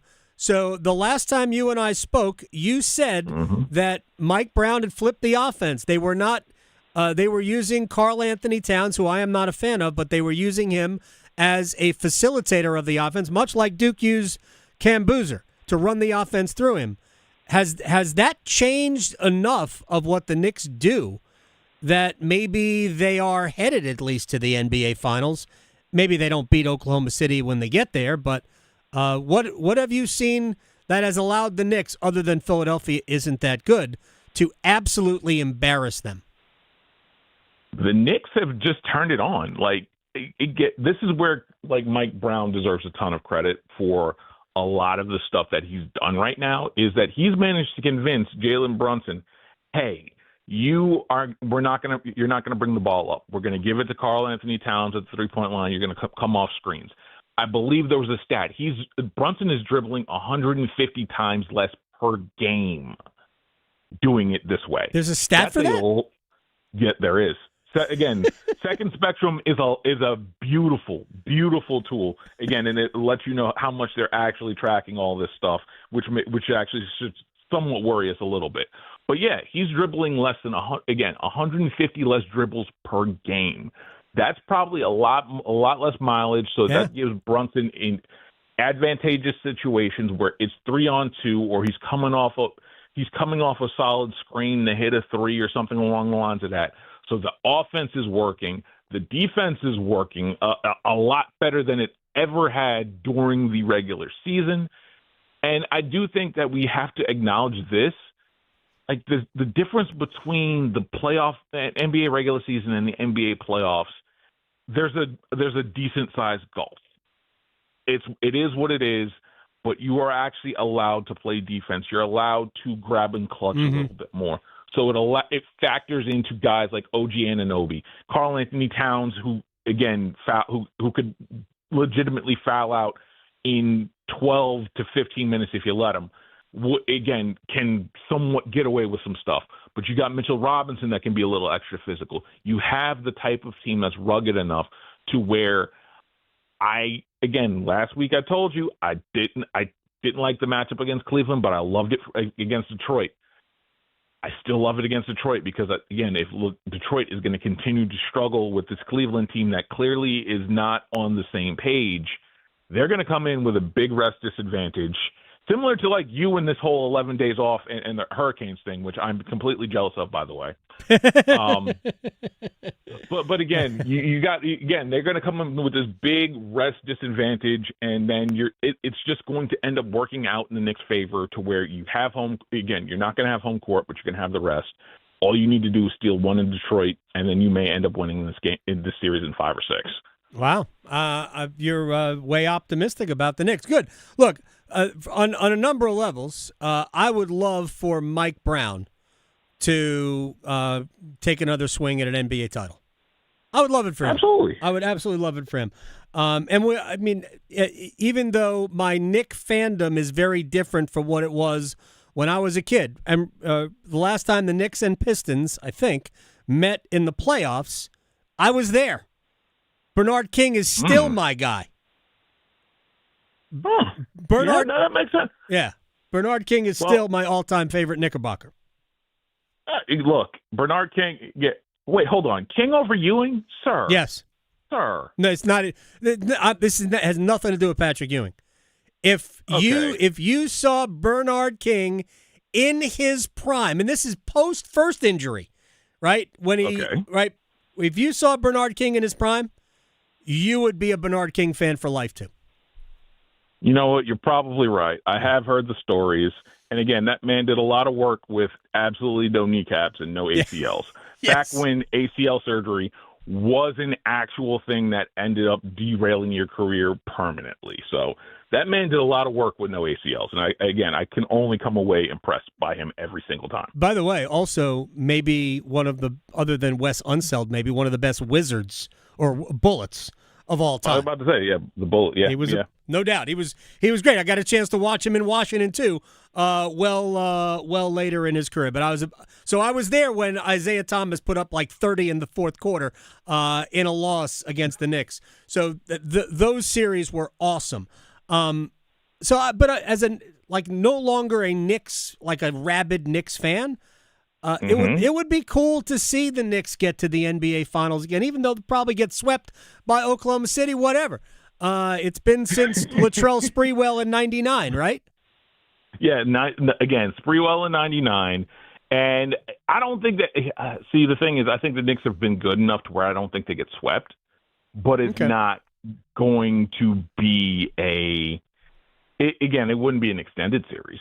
No, I don't think so. All right, so let me ask you. Go ahead. No, but I do think it would be, again, I do think the Knicks are going to put up a challenge against whoever they go up against in the West. All right, now, Victor Wembanyama. Can you get in his head? Do you have any idea what he was thinking about there? Because what we saw, two things happen. One, you lose the game. They have invited Minnesota, the wrong team, to ask to hang around longer than necessary. And do we have any question is he going to play Game 5? Is the NBA going to step in here? No, I believe Shams reported this, I want to say about an hour ago. No fine, no suspension. Really? Which the no suspension doesn't surprise me. He was gone from that game. You lost that game. That's cool. No fine kind of surprises me. But if we're going to talk about getting in the kid's head, for Victor Wembanyama, for the most part, has acted older than his age would suggest. This was one of those times where the kid was a kid and he was a 20-year-old and he did something dumb. And the problem is he did something dumb in front of the world, and it clearly cost his team a game. Clearly cost his team a chance to end this in 5 when Oklahoma City is about to end the Lakers, and you don't want to give the Thunder a rest advantage, even if Jalen Williams isn't coming back, probably. So it's one of those things, like it's a growing pain. We got to see one of the big Vic growing pains go on in real life and in color. And I guarantee you, he'll never do something that egregious again. Or if he's going to do it, he's going to be a lot sneakier about it. Because, again, my favorite portion of the entire aspect of this is right after, like, he's sitting on the bench, and I think he's talking to Harrison Barnes, who, mind you, got his hand, again, like, Vic's got his hand on Harrison Barnes' neck, and Vic's standing down, and Harrison Barnes is standing up. And he's asking, what does an ejection mean? Funniest part of the whole thing. But I do think that this now means this is going to go 7. And now we're going to, again, Vic is going to learn a lesson about this is why you do not play with your food. This is why you don't rise. Again, this is why you don't rise to the level of, this is why you don't, like, don't take the bait. These guys. Don't take the bait. Don't take the bait. Man, and again, I go back. Minnesota is supremely well coached. And I would not want to mess around with that group. That group has a playoff grittiness. You alluded to hockey. They have a playoff hockey grittiness about them, and I think it comes from Anthony Edwards. Yes.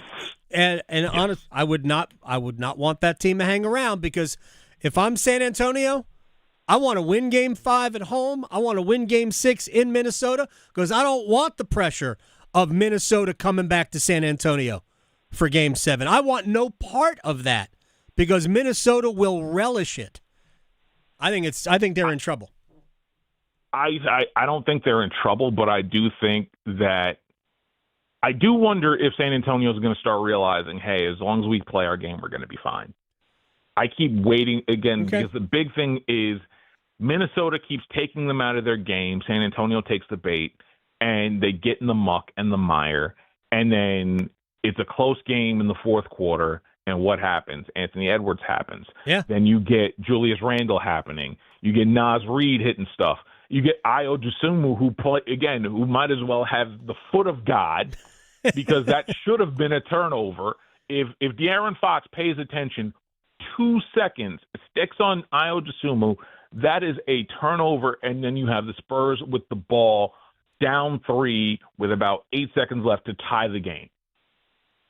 That's a lot of this stuff where they're just cleaning this up. A lot of these are growing pains, and these are the type of growing pains that keep you from getting to the finals and winning rings. Right. And I think this is the stuff that eventually, like, this is the origin story. This is the villain story that the San Antonio Spurs are going to come into, like, hey, we played with our food, we messed around, we found out, and now we're either going home or we're going home earlier than we should.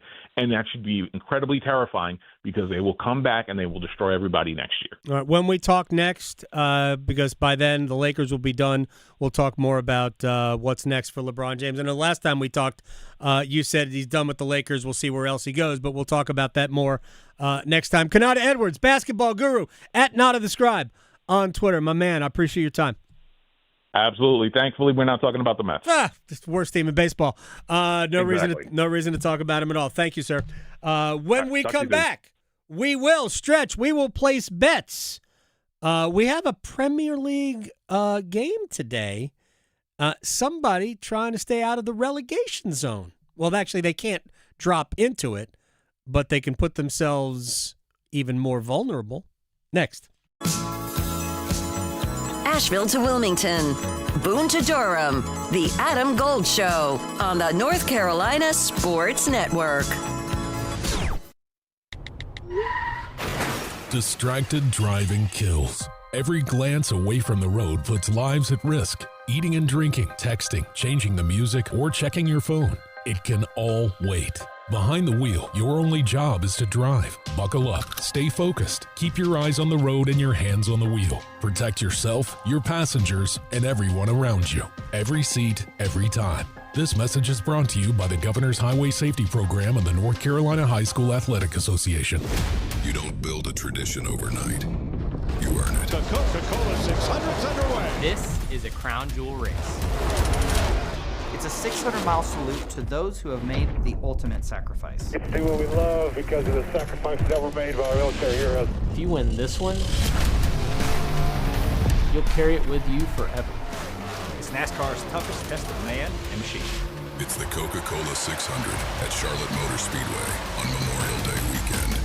As public power customers, we experience fewer outages and faster restoration than customers of other electric providers. But the benefits of having a locally owned electric system go far beyond unbeaten reliability. Our local public power employees support our community, providing electric hookups for events, installing and maintaining ballpark lights, holiday lights, traffic lights, street lights, and more. Local people working together to meet local needs. That's the value of public power. Learn more at electricities.com. No matter your struggle, you are not alone. The 988 Suicide and Crisis Lifeline is free, private, and always available. If you feel lonely, isolated, anxious, or overwhelmed, help is here all day and night. Call, text, or chat 988 without cost, without judgment, and without waiting for an appointment.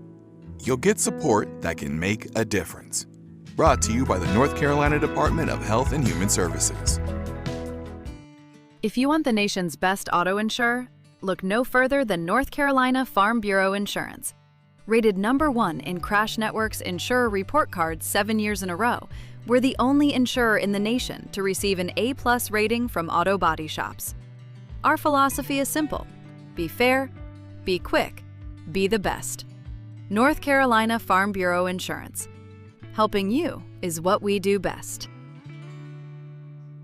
The North Carolina Healthcare Association invites you to listen to this month's podcast, Conversations on the State of Healthcare. We're celebrating hospitals and nurses nationwide this month, especially the critical role hospitals play in emergency care and in keeping our communities well cared for and healthy. My guest is Brian Floyd, Chief Operating Officer with ECU Health, sharing the details on the state's first rural emergency hospital. The overwhelming story of what rural hospitals mean to the country and to North Carolina is not just about that emergency story. It is a place that provides economic stability to the market around them. It provides a place for jobs. It provides a place for people to grow and do service to their local community through that hospital environment. It provides a place of care close to home for people. It's really a major part of the fabric of a community when there's a hospital there. You can learn more and join our latest Conversations on the State of Healthcare wherever you listen to your favorite podcast. And find out more by visiting nchealthcare.org. Smokey the Bear. Then you know why Smokey tells you when he sees you passing through. Remember, please be careful, it's the least that you can do. What you desire, don't play with matches, don't play with fire. After 80 years of learning his wildfire prevention tips, Smokey Bear lives within us all. Learn more at SmokeyBear.com, and remember, only you can prevent wildfires. Brought to you by the USDA Forest Service, your state forester, and the Ad Council. This is Adam Gold. Steve Bettman take all that time to walk out, then to see the pick, bro hug no less than 20 guys on his way up there. And then this draft house, they just moved this wall like the Price is Right. I don't know. It's a showcase showdown back there. I know. That would be great. So we should spin a wheel, yeah, right? Exactly. The Adam Gold Show.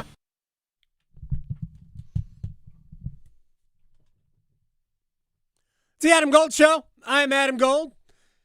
Max Gorin on the ones and twos. I mentioned this kind of in passing earlier. We have a second spring break for the Hurricanes. Essentially what it is. They had a week off, full week off, between ending the Ottawa series on a Saturday and starting the Flyers series on a Saturday. 6 days off. Full, like nothing. Now, they practiced, obviously. Hurricanes did not practice yesterday. Did not practice today. Will return to the practice rink tomorrow. My guess is they'll practice, I'm just going to guess here, Tuesday and Wednesday. Take Thursday off. Probably practice on Friday. See where everything is. And maybe plan for a early midweek start the following week to the next round. That's just a guess. But either way, we are talking about maybe 11 days between long time. games.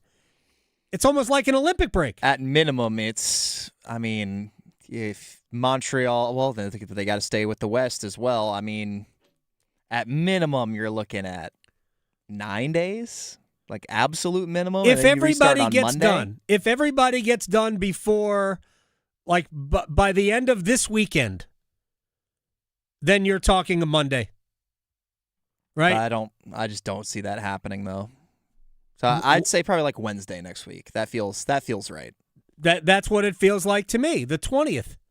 The 20th of May. That means 11 days between games. Stunning.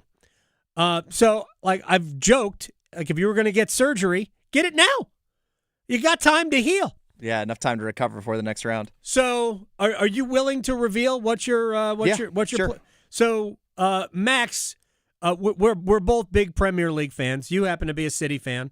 They win all the time. That's fine. It's like being a Yankee fan. What are you going to do this week? Yeah, so I'm leaving tonight, and I'm going over to England. I actually have a cousin that lives in London, which I forgot about at first, but going to visit there for a bit, and then take the train up on Wednesday morning and go to their match on Wednesday at the Etihad against Crystal Palace, and they need all 3 points to stay in the title race. So they're it should not be in a the good title one. race anymore. But I was surprised. Like the tickets were, I think I paid like £35. I'm sitting in like the third row, like near one of the corner flags. Right. I'm super excited. Two things. It's City. They're amazing team. Not an enormous fan base. Right? Because they're obviously, it's sort of like, I shouldn't say not an enormous, Manchester's a big town. But it's sort of like being a Mets fan. Yeah, they were second fiddle there for a long time. Still United. are. In terms of fandom, they're still second fiddle. In fact, if they didn't win all the time, they wouldn't be and they weren't owned by a nation state. They wouldn't be a wealthy club. Well, yeah, and I wouldn't be a fan unless they had the bird crest that they used to have. I don't even like the new one, which is crazy because the old logo is the only reason I'm a fan of them. Oh, really? Yeah, there was like a Flash game I'd play on my parents' computer when I was a kid, and I think they were like somewhat generic versions of the Premier League teams. But I liked the bird one, and then now it's just the circle with the ship on it, which is fine. But I like the old one more. But you said they need all 3 points to stay in the title race. They're not in the title race. There's zero chance Arsenal is dropping either of their last two matches. They play Burnley, already relegated and totally impotent. And they play Crystal Palace, who you're going to see Wednesday. And Palace will be resting all of their players in advance of the Conference League final. You never know how Arsenal could bottle and end up with it. They don't need to lose. They just need a draw, and then City needs it on goal difference. They're going to win 1-0 both games. I wouldn't be surprised. Probably leave it late, or they'll score in the third minute, and then that'll be it. But it's Arsenal, so you never know what kind of propensity they have to bottle the race, no matter how late in the season it is. And I will throw this in. If they leave it to chance, the referees will help. What a terrible VAR decision. Last weekend. Yesterday. What an awful call that was. How you take a goal away when there are 17 fouls on the same play, and you decide, well, only the one that was on the keeper, which was sort of caused by Arsenal, that's the one we'll use. Gosh, that was terrible. Feel bad for West Ham, although they're getting relegated anyway. Anyway, all right, it's time to stretch.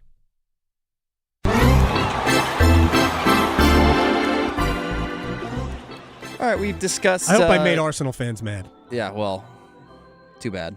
You know, your team finishes in second every year. They're going to be the butt of some jokes. We talked a lot of a couple of world records on this segment last week. There was the guy who pulled the truck with his neck, set the new record for that. There was the guy who balanced the skateboard on his chin for an hour. Yes. Set the new record on that. Well, we've got a new world record coming out of Florida. They set the record. It's a Miami area dog park. Has set the world record for the world's largest dog pool party. Hosted 277 dogs. I'm sorry, I'm laughing. In an attempt to break a Guinness World Record title, the Chewy Summer Social, hosted by the pet supply company, Chewy, at the Chewy Bark Park in Coral Gables, gathered 277 canines of all sizes to dip into a series of kiddie pools. The Guinness World Records adjudicator was on hand to count the participating pooches. Organizers said the count was enough to set a new Guinness World Record for the world's largest dog pool party. I don't know it doesn't say what the previous record was. I'm curious how many they needed to set that record. I love a dog party. A big fan. How does dog pool party? You ever read Go Dog Go? I've heard of it. I remember something like that. Oh man, what a great Dr. Seuss. Go Dog Go. Do you like my hat? No, I do not. I know green eggs and ham. That's more my my speed. I think you'd like Go Dog Go. Maybe I would. What did they do there? Maybe at age 25, it may be past my time to There enjoy are people that, in their cars. I can see them. There are people in their cars nodding. Yes, Go Dog Go. Check it out. And some new legislation. There's another story. New legislation could make North Carolina more attractive to filmmakers with this new House Bill 1116 would increase the amount of grant money available for production companies with over $1 million in qualifying expenses for feature-length film. So this is expected, if it, I guess, all goes through, would really benefit Wilmington, especially. A lot of movies have been filmed there in recent decades, including Iron Man 3, Scream, Safe Haven, Halloween Kills, and I Know What You Did Last Summer. And some popular TV shows have been filmed there as well, like The Summer I Turned Pretty, One Tree Hill, and Dawson's Creek. So this new legislation could help attract more filmmakers and TV production to the state of North Carolina. So be on the lookout for that. Let's go. All right. Ready to place bets? All right, yeah. And now we place bets.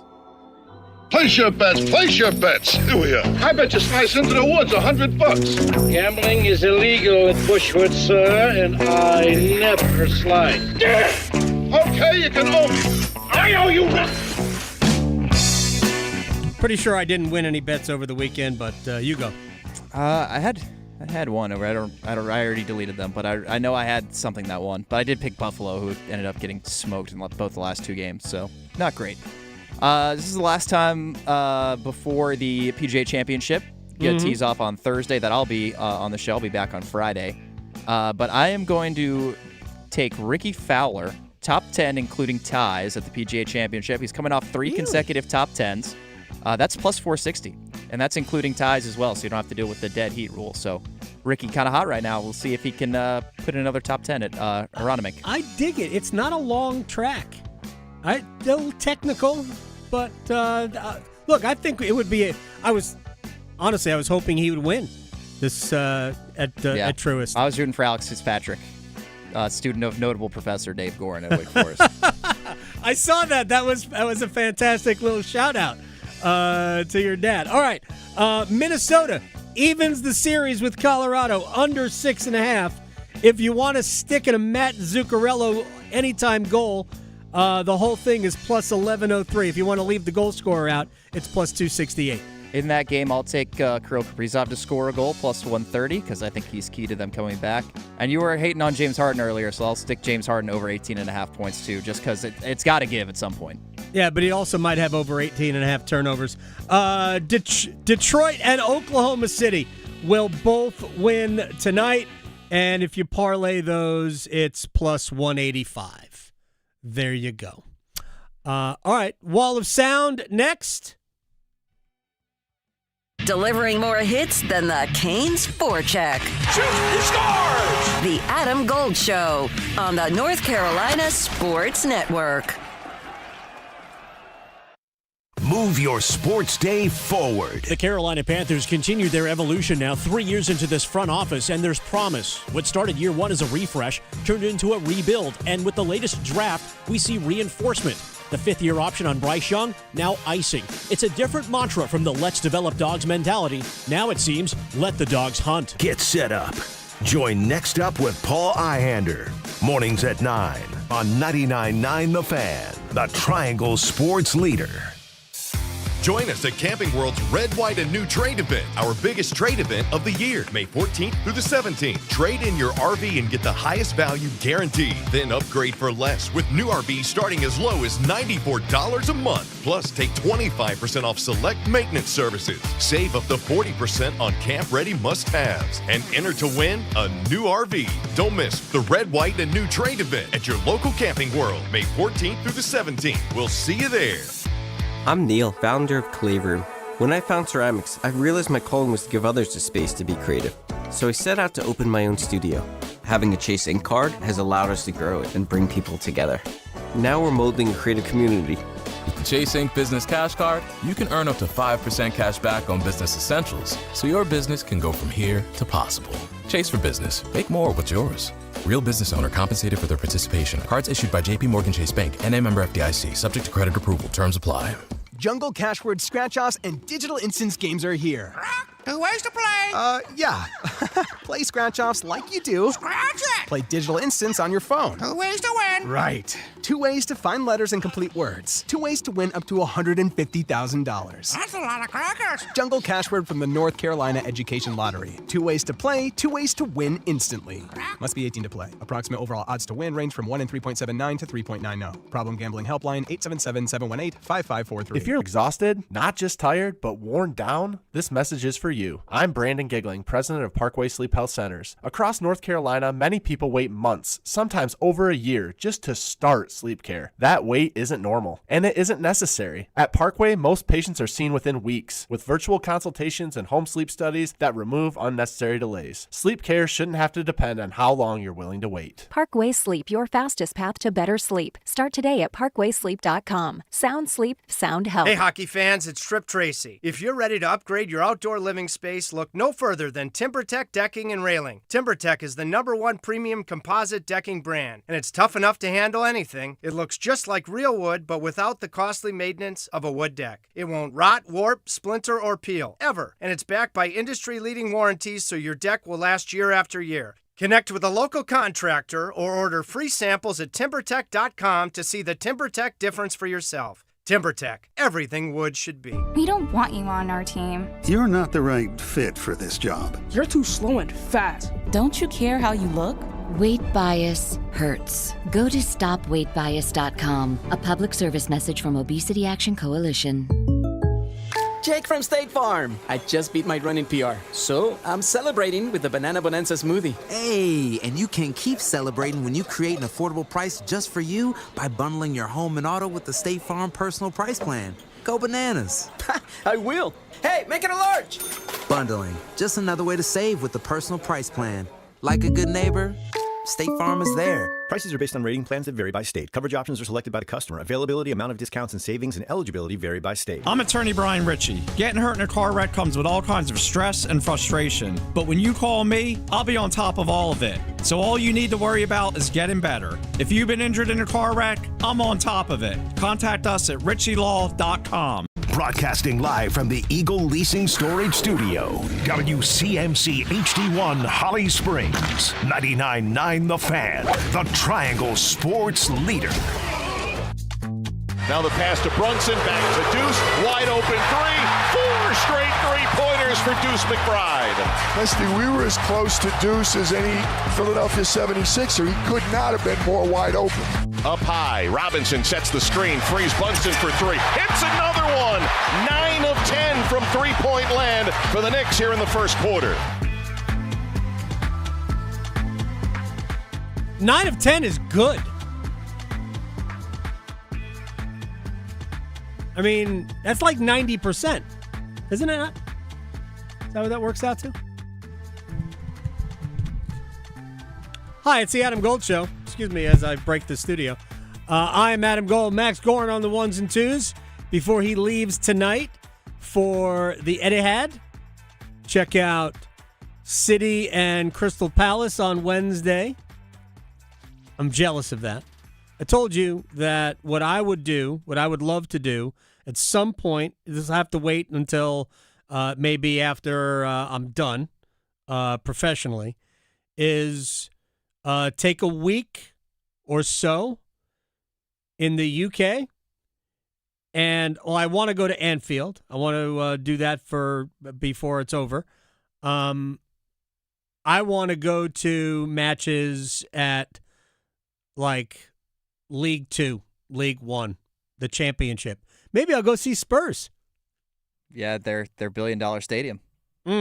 I think they're going to stay up. Unfortunately, I think, by the way, West Ham, with their loss yesterday, guaranteed that Forest and Leeds would avoid relegation.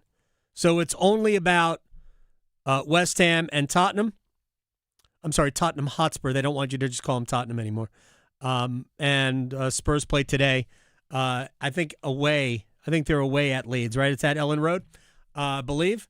And Spurs are 1 point ahead, I think, of West Ham. So they would have been even had that goal stood, which it should have. West Ham got screwed.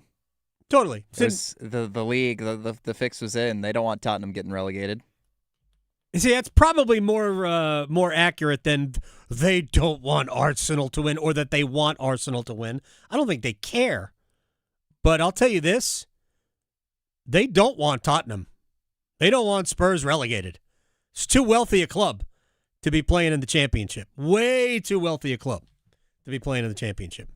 See, that we say that we want promotion and relegation here. We don't. Nobody wants the Dallas Cowboys to finish last and get relegated. Go play in the UFL. Nobody wants that. We could never, I get it, different sports here. We're never going to have that. Franchises cost too much money to deal with that. Way too much money to deal with that. Lots to do. We're going to talk to Grant McAuley, who covers the Braves in Atlanta, about the passing last week of Ted Turner and over the weekend of Bobby Cox, two people who are probably the most influential in Braves history for making just a franchise, and this is no disrespect to Hank Aaron, they won basically nothing with Aaron. Right? I realize it was most of Aaron's stuff, was really like Milwaukee, but he was in Atlanta for a while, but Ted Turner, probably the most important figure in Braves history. All right, are we ready to do the Wall of Sound? The Wall of Sound is a function of this studio. There's no doubt about it. And we do have a great story about Bobby Cox in the Wall of Sound. A great story about Bobby Cox. So I want to allow for the time. Let's get to some Carolina Hurricane stuff. Taylor Hall, who was 12 points in the first 8 games of the playoffs. Not too bad on another long layoff. I think it's probably going to be an even longer break this time. There's positives and negatives to it. I think the big positive is that we're on to the third round relatively unscathed and healthy. You don't want to see injuries per se, but we hope these series go far and these teams have battles, right? Like that's the advantage that we're going to have. They're going to be hockey ready if the series goes long, but I think Rod, our strength staff, all of our staff do a good job making sure that we're ready athletically to play, and from there we get our footing pretty quickly. Here's the thing. They'll be ready. The mental focus, the maturity of this team. I realize the average age of the Hurricanes is not low, but if you think about the fact that Blake and Stankoven are, 23? There's a lot of youth on this team. They are a super mature team. They've been around the playoffs now. This is year 8 for Aho and Svechnikov, even though he missed one of the years. It's a very mature team, and they act it. They come to work, man. It's awesome. Jackson Blake, year 2, conference finals both years. But Blake, who thought last year's team was close, thinks this team is different. I remember Halls even told me this last year. He said, what you're doing right now is not normal. You don't always get to go to the conference finals and stuff like that. And, it being my second year only and to reach it again, it's pretty special. And the culture and the group we have this year, it's another level, I think, from even last year. I think last year we had a great group and we were really tight-knit. But this year it just feels a little different. I don't know what it is, but, I like the way we're rolling. I've been saying this for a while. I think this team is different. I think this team is tougher. I think this team is obviously better. They're more skilled. They're more dangerous offensively. They can beat you different ways. The only thing, I've said this from when the playoffs began, if goaltending is good, I think Carolina is going to be in the Stanley Cup Finals. Goaltending so far has been good, obviously, but it needs to stay that way. And I think it's a fair assumption to say that we are going to see both goaltenders. So let me get to that with Rod Brindamore, who I believe went into the series, both series, thinking we will use both.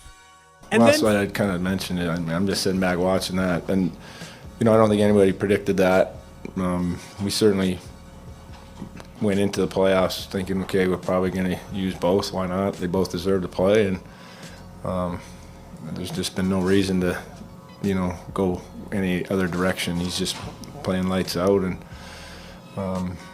obviously we need that to continue. Yeah, it would be nice. All right, now to a story about Bobby Cox. I don't know the name of the Tim Kurkjian podcast, but they had Jeff Francoeur on.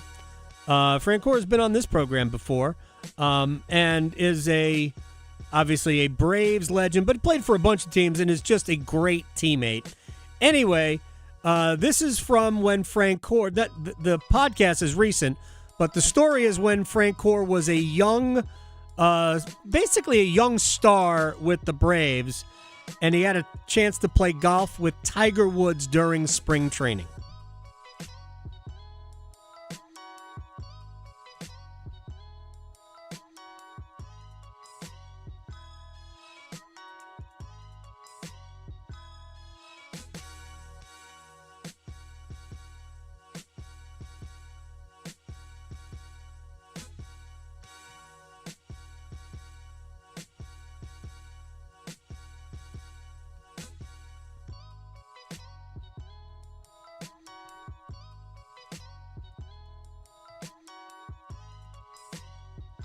Tiger Woods for the first time. But what the coolest Bobby Cox story is, guys, is Bobby during spring training loved us to play golf, loved this. We were playing the Yankees at 1 o'clock on a day game, and I was 22 years old. I had been playing for 3 months as a starter. I was not going to go up to Bobby and be like, hey, I need the day off, right? But he comes out to stretch and goes, Smoltz said you had a chance to play with Tiger today. There was a 150 tee time. And I'm like, Bobby, I'm fine. I'm playing today. He goes, no, I'll make you a deal. He said, after your first at bat today, run through first base and kind of rub your ankle a little bit like you hurt your ankle. And he's like, in 2 days, we're going to Bradenton. And Tim, you have to have 3 starters make a road trip. Sure. And he's like, I hate Bradenton's infield. I don't want to get any of the guys hurt. So if you go to Bradenton, I'll let you go play with Tiger today. So sure enough, man, we're playing the Yankees, 13,000 people in Orlando. I ground out the first at bat. I run through first and I start rubbing my ankle. And, Bobby, he waddles out there with his cleats and he checks on me. I run inside. I literally throw my golf clothes on. I didn't shower. I get to the golf course and they're on the first fairway. So I hit my tee shot. We end up playing 27 holes. And about 4:30, my wife sends me a little thing that there was an update that said Francoeur day-to-day with a high ankle sprain. And I'm out there playing hours with Tiger. So the best part is the next day, I didn't even have to do anything. I came in, iced my ankle and all that. And it's just a great story. There was no more player manager, I guess, than Bobby Cox. That was Jeff Francoeur telling that story to Tim Kurkjian. It's from the Is This a Great Game or What podcast. That's Tim Kurkjian and his son have that podcast. But that's such a good story, man. Gosh. Just it's a tough week for just kind of Braves franchise legends. When they lose Ted Turner and Bobby Cox in the same week. I mean, what are the odds of that? It's just, I don't know. It allows us to talk about two people who had an incredible influence on what is now one of the best franchises in Major League Baseball. Grant McAuley covers the Braves in Atlanta, and we will talk to him about Ted Turner and Bobby Cox next. Because your fantasy football team needs all the help it can get, the Adam Gold Show on the North Carolina Sports Network. Listen every afternoon for The Drive with Tim Donnelly. In the transfer portal world of college basketball, every answer asks another question. NC State gets a point guard, but he's 6'1". They need more size. Carolina gets a new coach, but he's got NBA experience. Will the college kids listen to him? Even Duke needs a little bit of size and goes to a Belmont transfer. Everybody still has questions. The Drive with Tim Donnelly, 3 to 6 on 99.9 The Fan. Adam Gold here from my friend Gordon Miller, Miller Lending, Kildare Farm Road in Cary. Would you like to save thousands of dollars right now? If you are looking to buy a house or you want to refinance for whatever reason, you can save thousands of dollars with a free mortgage. That's right. Miller Lending. Gordon Miller invented the no closing cost mortgage, which will save you thousands. Closing costs are real money. They have to come out of your account. You can save that by not paying it, and then when the rates come down, you refinance free of charge, lower your monthly payment. That's how the system works. You always get the best rate you can get, and you always have the freedom to refinance free of charge when the rates come down. It's a beautiful thing. Free is good. It's my favorite cuisine, free food. My favorite mortgages, free mortgages. Save thousands and then hundreds when you refinance. Miller Lending on Kildare Farm Road in Cary, an equal housing lender, NMLS ID 2502146. Squirrels, nail pops, even bullet holes. This is Holly from Roofworks, and those are some of the main things we see that cause roof leaks. It's never a bad idea to stick your head in the attic periodically and check sheetrock on the ceiling and walls. Finding problems early can save you hundreds to thousands of dollars. Roofworks wants to help you stay ahead of the game with preventative maintenance for your home or business. At Roofworks, we don't want to be the biggest, we just want to be the best. Roofworks.com. That's roof, WERKS.com. In the zone, AutoZone. Welcome to Markdowns for Miles at AutoZone. Thanks. Is oil marked down? Save up to $15 when you buy 5 quarts and a filter. And fuel treatment? 2 for $9 on Lucas. Brake pads? Marked down to free. Free? Get free Duralast brake pads when you buy 2 Duralast rotors. That's several markdowns. For many more miles. Get in the zone, AutoZone. Restrictions apply. The golf season is here. Time to upgrade your game. Head to Global Golf and explore Carolina's largest selection of pre-owned golf clubs. Whether you're just getting started or been playing for years, our expert staff will fit you with the perfect clubs. Plus, trade it in and save big on your next set. Global Golf makes it easy to turn your previously played equipment into serious savings. Visit us at 7320 ACC Boulevard in North Raleigh. Open 10 a.m. to 6 p.m. Monday through Saturday. Global Golf, home of the best deals in golf. How was your drive to school? Let me tell you, I had to get my iced coffee first. I just can't seem to put it down. My favorite rapper just announced a tour. My phone was buzzing like crazy. I'm so excited. I had to text all my friends right then to talk about it. Then, someone started calling me and... Let's try that again. I turned my phone off right away. I never drive distracted. Visit StopTextStopWrecks.org. A message brought to you by the National Highway Traffic Safety Administration, Project Yellow Light, and the Ad Council. Joe Fallon did something smart. He saved hundreds on auto insurance switching to Progressive. With that money, he commissioned a portrait of himself. Does Joe already know what he looks like? Yes. Do guests know what he looks like? Also yes. But not as art. It's Joe's savings, and if he wants to spend it on a velvet painting of himself with a white tiger at his feet, we say, roar, Joe, roar. Switch and see if you could save with Progressive and treat yourself. Progressive Casualty Insurance Company and Affiliates. One Adam Gold. One Adam Gold. Person in front of me in line had a box of wine. Oh, yeah. I feel that person. If you are buying boxed wine on a Friday, that thing is open right now. In the car. Yeah. I don't even need it to cool down. She jammed a big straw right through the top of the box yeah. in the Went car. to the gas station to get a cup of ice. Like, they don't even care. The Adam Gold Show.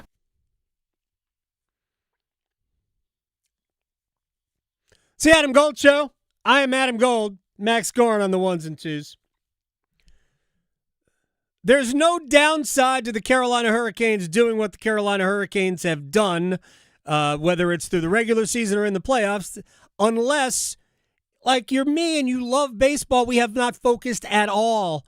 Maybe as a Mets fan, there's good reason for that. But at the end of the week, I really meant to at least talk about the passing of Ted Turner. And I didn't, because we were all focused on the Hurricanes. And then over the weekend, we found out that Bobby Cox passed away. And I realized that when you talk about the Braves and their history, Henry Aaron is first and foremost the number one name in Braves history. But unfortunately, but for one season, the Braves weren't winners with Aaron. Ted Turner started a different era of Braves baseball. The Superstation, and then Bobby Cox is one of the all-timers.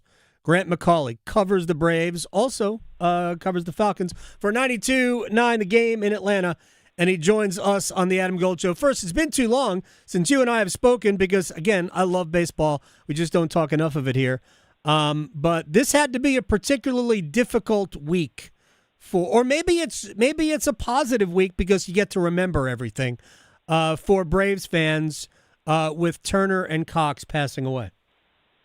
Well, I appreciate you having me for sure. And yeah, I think there's a bittersweet nature to it because you do have that opportunity to reflect on how good those good times were and how these gentlemen were at the center of that. And really, I mean, for Ted Turner, it was kind of, ground zero in a lot of ways. He bought the Braves, a team that was really without direction. Hank Aaron had been gone for a couple of years, had finished his career with the Brewers, came back, joined the front office, and right around that time, there was a first base coach for the New York Yankees who just won the World Series that became the manager of the Atlanta Braves, and that man was Bobby Cox. And he was one of the youngest managers in baseball at that time, but he'd already built a reputation of building relationships and developing players, and that's where the Braves were at that time. And I've spoken to players that played for him all the way back then, to players who were on those 90s and 2000s teams all the way up to 2010 when he retired and managed his last game. And I don't think that I have ever encountered anyone that did not relay in some way, shape, form, or fashion that their career was bettered by Bobby Cox and that his belief in them was something that helped them to get the most out of their career because he always wanted to see the best in his players, give them those opportunities, and see them succeed and put them in positions to succeed. If anything, Bobby Cox's loyalty, I think, at times may have given players even more opportunities than the normal circumstance would dictate. And ultimately, I think it's a huge part of his legacy, and I think that it touched the lives of countless players and helped build and craft a chapter of Braves baseball, the likes of which I would venture a guess that we may never see again. I mean, the run of, 14 straight division titles. Yeah. I don't care what division you're talking about. It doesn't matter. I don't care if everybody in the division sucks. And for a time, the Mets did, but they were challengers. Phillies were basically bad all the time. And you've got the Marlins in there, and Expos, eventually became the Nationals. But I get it. That run was just an incredible run for the Braves. But it did begin in the West, and I want to get to Cox in a secondary, not really a secondary, but the second part of it, because I'm not sure that the Braves as an organization would be what they are were it not for Ted Turner's vision about the Superstation. And I know there's a drag on that because it wasn't necessarily great locally, right? It was better maybe nationally for me living in New York, seeing the Braves all the time at 7:05, which I guess that was a sort of a thing that we were going to get used to over the course of everybody. Yeah. But because I thought he took, again, this is me from afar and reading about it, I thought he took a franchise that was just there and made them matter. And I think that led to everything that came next. Yeah, he did. And it was part of his overall plan for building a television empire. And I'm sure that if you were to talk to Ted in 1976, 77, 78, those early years of owning the Braves, I mean, obviously he cared about owning that team, but every aspect of life that Ted Turner, applied himself as far as whatever that venture was going to be, whether that be his, sailing around the world and doing all of that, to his philanthropy much later on or throughout really his career. He was big on that. Baseball, but television, not just sports, not just news, just the combination of everything.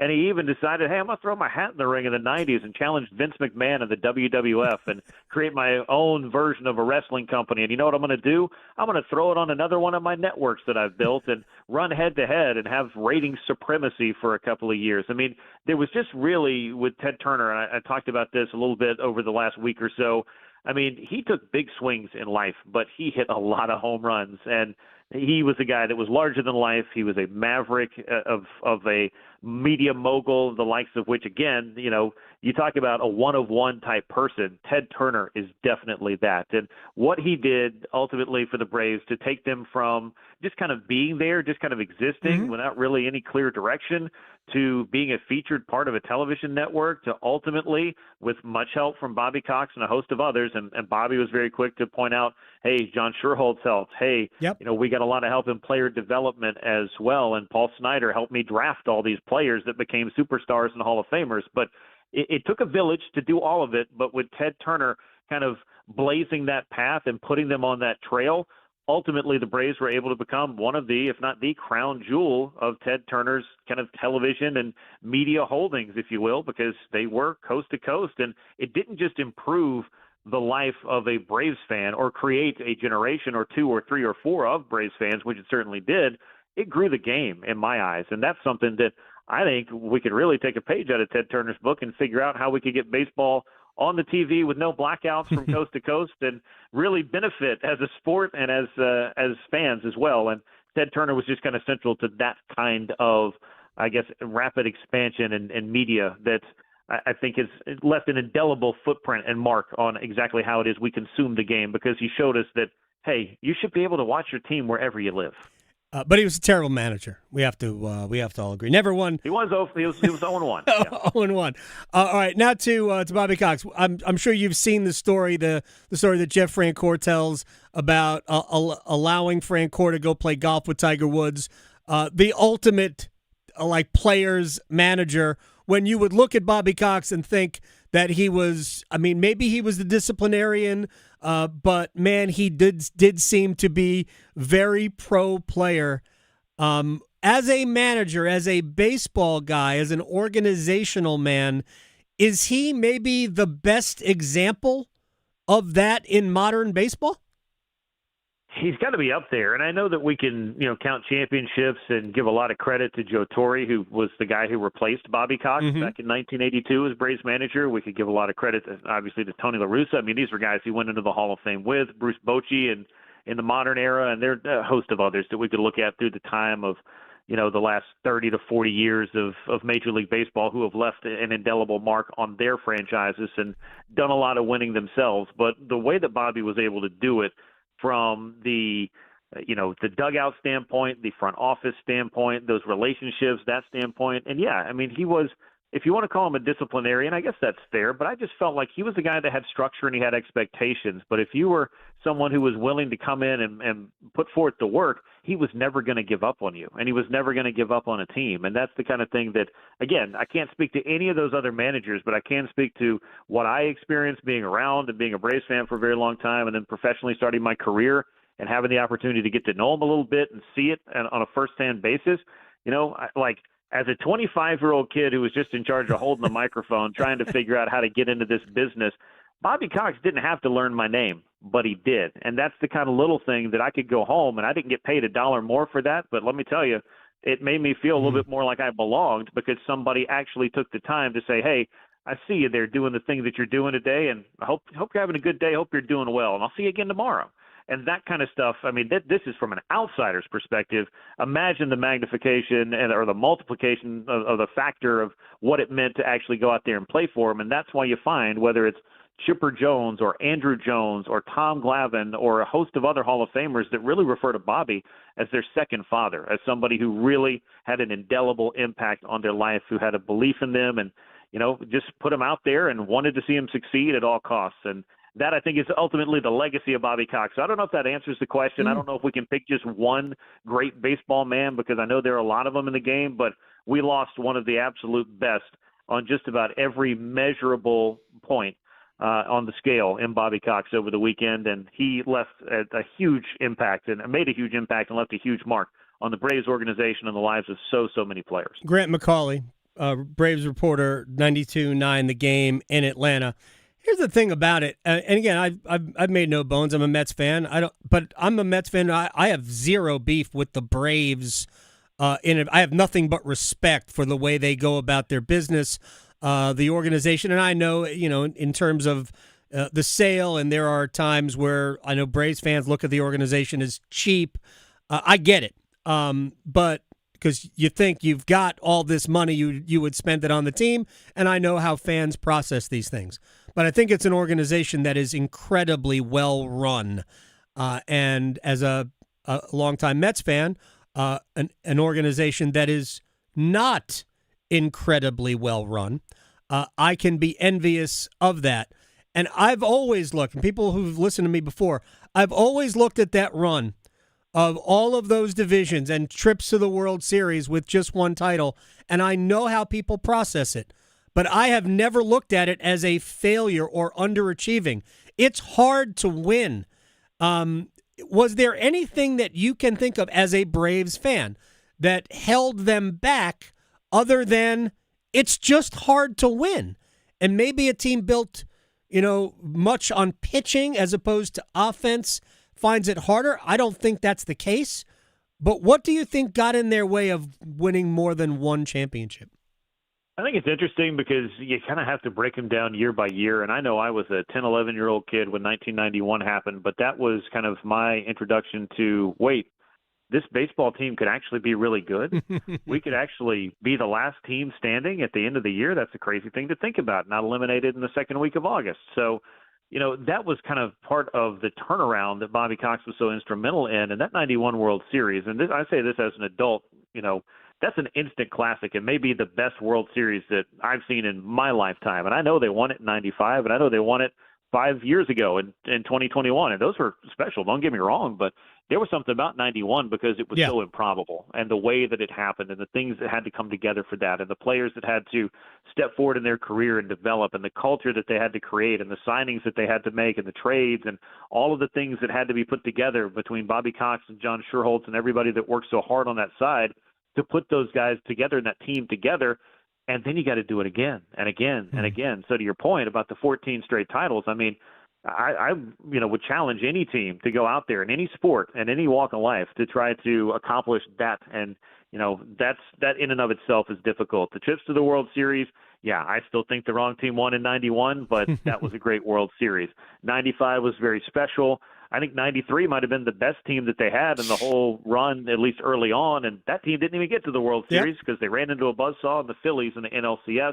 And then, of course, we got country singers out there writing songs about the 98 Braves. So you've done something right if you've been able to really tap into the zeitgeist of American culture in that way. And then Bobby Cox was he was the skipper. He was the guy that was guiding the ship. And I don't look at this as underperformance. It's incredibly hard to get there. It's incredibly hard to win. And I think that would devalue what do you think? The other team just showed up and accidentally won the World Series? Like, they're out there trying to do it too. So, we can slice it and dice it a whole bunch of different ways. The Marlins have won 2 World Series and never won their division. So it's a weird thing that we kind of get into where comparison becomes the thief of joy, and maybe we don't appreciate things as much as we should. But I can tell you, and you can tell me if I'm wrong, as somebody who has grown up watching another team and pulling for another team, that you wouldn't sign up for the kind of successes the Braves have had in a heartbeat if it meant that your club was going to be able to accomplish those same things. I would venture a guess that this side of the New York Yankees and maybe a couple of other clubs, a couple of other exceptions, there's 25, 26 other teams in Major League Baseball that would sign that deal yesterday. 100%. There's no doubt about it. I'm glad you brought up Morgan Wallen's song, because I actually floated that out on Twitter, I guess it's about a month ago. So this will be our last thing, Grant, and I appreciate your time. No problem. How do Braves fans process that? Because, I don't even know if I like the song, but the message makes me laugh. So how do Braves fans process that song? Because I'm sure at some level it hurts. Yeah, it does.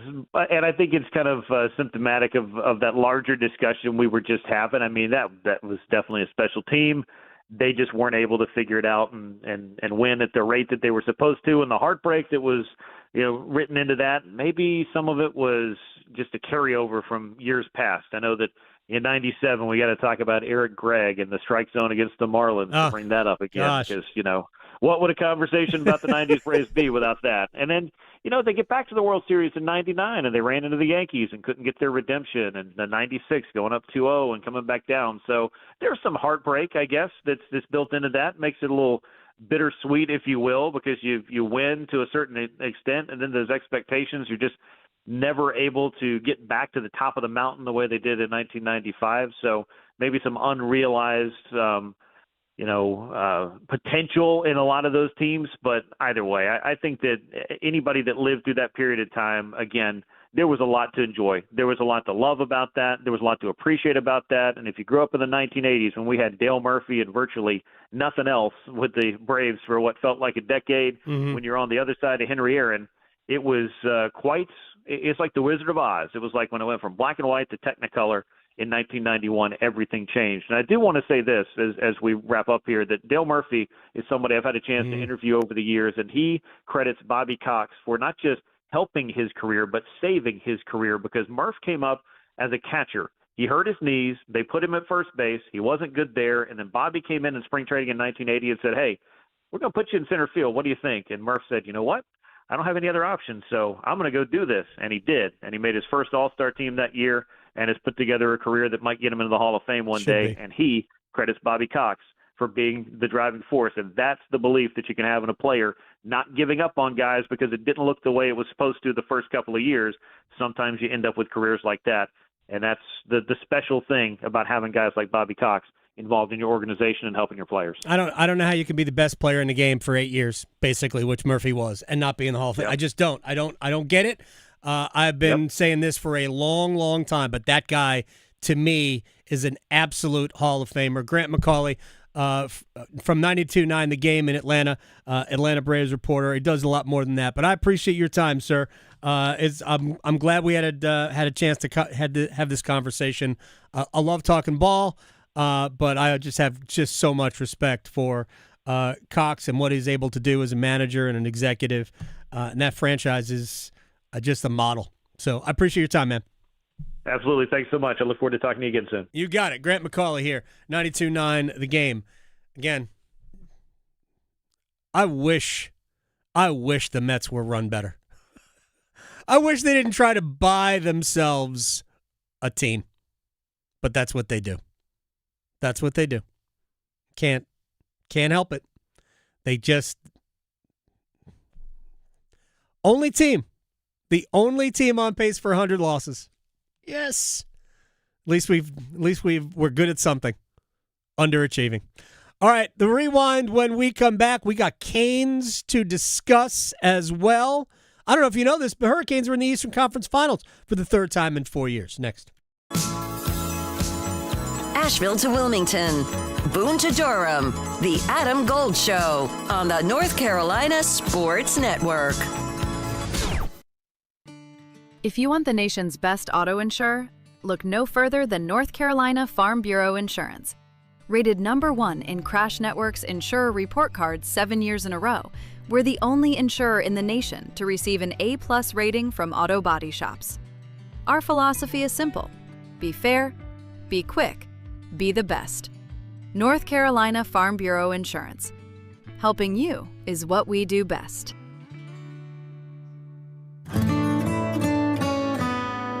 It's the first day of the first grade, and she found a new best friend. It's a laid-back Sunday afternoon, you wish would never end. The homemade taste of Bluebell and good friends gathered round. The good old days are being made right now.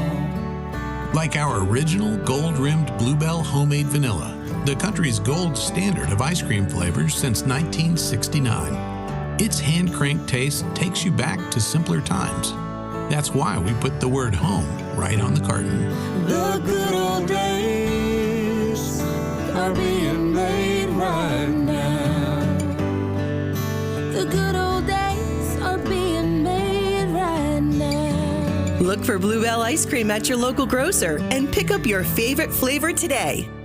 Hey, it's Adam Gold from my friends at FanDuel, America's #1 sportsbook. And right now, all FanDuel customers, not new customers, not tall customers, all customers can get 2 30% profit boosts to use before the golf tournament begins this week. It's a major which means probably Rory's going to win. So you can use them on top finishes, top 5, top 10, top 20. Back the golfers you think are going to be in the mix come Sunday, because in a tournament like this, it's not just about who wins, it's about who stays near the top. But really, it's about who wins. FanDuel.com/local to get started. FanDuel.com/local. FanDuel. Golf. Play your game. Make more putts. 21 and over and present in North Carolina. Opt-in required. Bonuses issued as non-withdrawable profit boost tokens. Restrictions apply, including any token expiration and maximum wager amount. Gambling problem? Call 877-718-5543 or visit morethanagame.nc.gov. Distracted driving kills. Every glance away from the road puts lives at risk. Eating and drinking, texting, changing the music, or checking your phone. It can all wait. Behind the wheel, your only job is to drive. Buckle up, stay focused, keep your eyes on the road and your hands on the wheel. Protect yourself, your passengers, and everyone around you. Every seat, every time. This message is brought to you by the Governor's Highway Safety Program and the North Carolina High School Athletic Association. The North Carolina Healthcare Association invites you to listen to this month's podcast, Conversations on the State of Healthcare. We're celebrating hospitals and nurses nationwide this month, especially the critical role hospitals play in emergency care and in keeping our communities well cared for and healthy. My guest is Brian Floyd, Chief Operating Officer with ECU Health, sharing the details on the state's first rural emergency hospital. The overwhelming story of what rural hospitals mean to the country and to North Carolina is not just about that emergency story. It is a place that provides economic stability to the market around them. It provides a place for jobs. It provides a place for people to grow and do service to their local community through that hospital environment. It provides a place of care close to home for people. It's really a major part of the fabric of a community when there's a hospital there. You can learn more and join our latest Conversations on the State of Healthcare wherever you listen to your favorite podcast, and find out more by visiting nchealthcare.org. This is Adam Gold. We're going to have Seth on the show next week when he gets back from vacation. He was by a pool. What are you doing? Get off Twitter. It's nicer to be on Twitter when you're by a pool anyway. No, just stop engaging with people. The Adam Gold Show.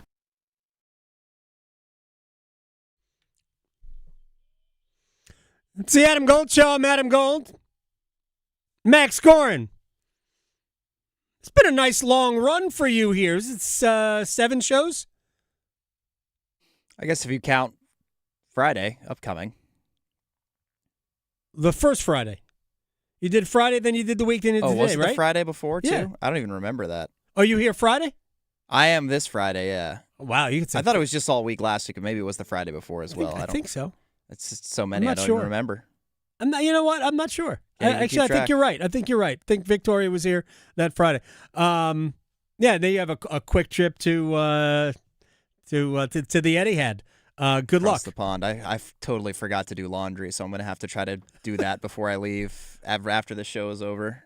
I mean, that can be. How hard can it be to do laundry? You're going for 2 days. I got to go to Greensboro too. Is the thing. So. You're going for 2 days. What kind of laundry do you have to do? I'm running out of socks. Who needs socks? I need socks. You're gonna wear socks with shoes with no socks? I'm wearing shoes with no socks right now. It's gonna be raining. You are going to England. Before, real quick, ESPN was on, and Hannah Storm was hosting. And they have a storm watch, too. It's like what she's thinking about, which is cool. But I was thinking that we won't have a storm watch, the Hurricanes pregame show, for like another week and a half. Maybe a week from today.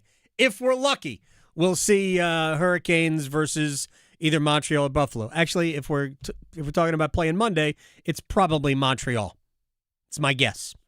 But I think that series is going 7. I also think that Anaheim-Vegas is going to go 7. I don't think we're going to get any hockey played with the Hurricanes for at least another week. It's been a good back and forth in that. Honestly, all of those series, except for really the Buffalo-Montreal, where Buffalo took game 1 and then Montreal has won the last 2 pretty convincingly. Yeah. But the Ducks one in particular, I mean, I kind of expected Vegas to be a bit stronger in that series. But Did you see the goal that Carter Hart allowed? Yeah. That's. Did you see that? I mean, Woof. Lots of goals in that series for sure. Woof. That was a terrible goal. All right, I think that series is going 7. I think Vegas will win it. And I think it's going to be Vegas, Colorado. We'll see what happens tonight. Only game in town is Minnesota hosting the Avalanche in Game 4 of that series. I do want to spend a little time on the Hurricanes. I'm not worried about the break. But it is funny to me to listen to the mental gymnastics that everybody is going through about who Carolina has played.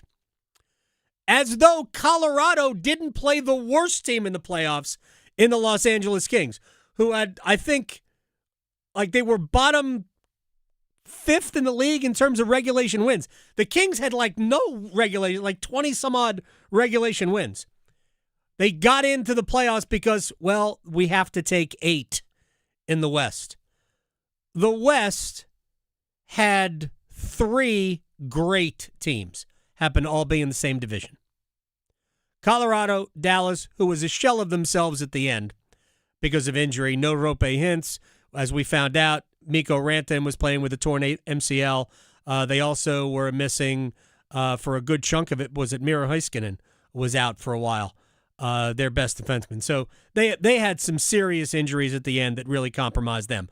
But we basically had 3 great teams in the West, in Colorado, Dallas, and Minnesota. And then the entirety of the conference were a bunch of underachieving mess.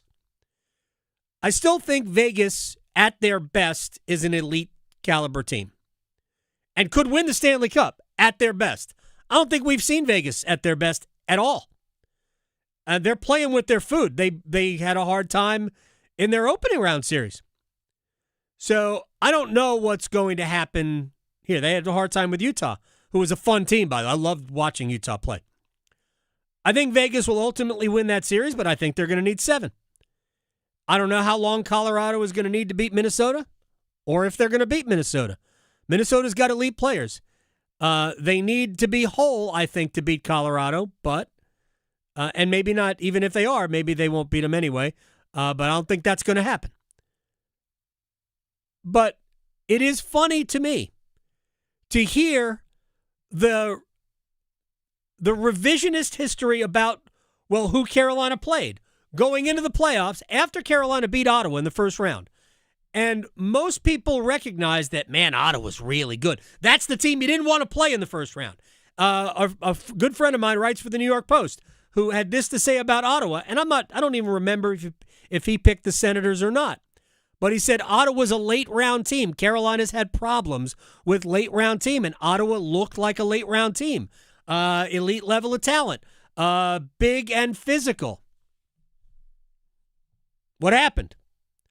Carolina dealt with it, won the series.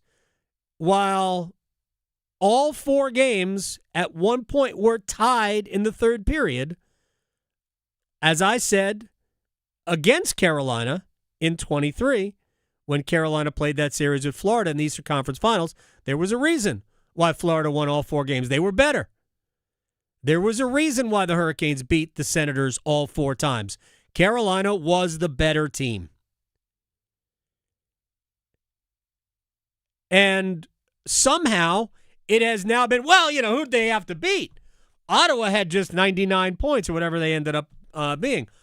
Like, have you looked at the West? Like, the division winner, I think, misses the playoffs in the East. Or it was very, very close. I mean, it might have been the same number at the end. I mean, what are we talking about here?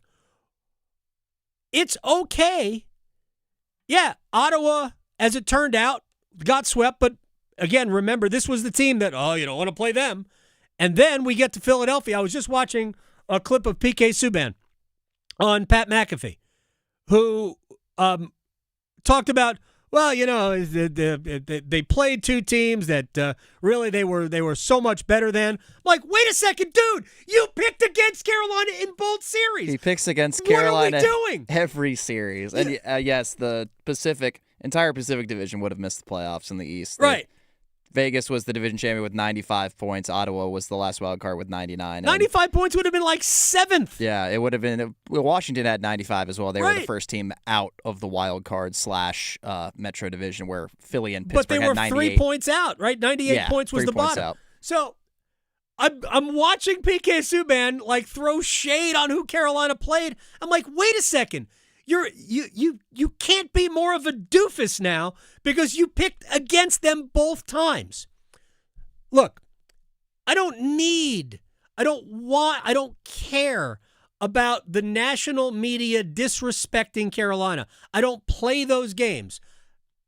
Look, there are enough Hurricanes fans who get mad at me when I don't side with them about sequences in games. Carolina playing in Washington, the Tom Wilson hit on Logan Stankoven, I didn't think was a penalty, which it was not ruled a penalty. I thought that was a clean hit. I thought, much as we saw with Taylor Hall and Travis Sanheim, sometimes, for whatever circumstance, you put yourself in a bad position. I thought that was Stankoven. Could that have been called? Yeah, but I didn't think it had to be a penalty. I thought it was a tough-looking hit, but that's the way I looked at it. Oh, man, Hurricanes hated me. For weeks they hated me. I don't care. I try to be as honest as possible. I don't care about the perceived slights that we get. But I did note today, as I was listening to 32 Thoughts, which is a great podcast. If you are a hockey fan, you listen to Elliot Friedman and Kyle Bukowskis on 32 Thoughts coming out of Sportsnet. Yeah, just very good, straight up like news and notes from around the league. Insider, all sorts of stuff. And they cover the entire league. 17 minutes on the Flyers and Hurricanes series. 2 minutes, they mention Carolina's 8-0. They mentioned the Stankoven line, hotter than fish grease. Shouts to you, Mark Jones, for coming up with that line. And Freddie Anderson playing great.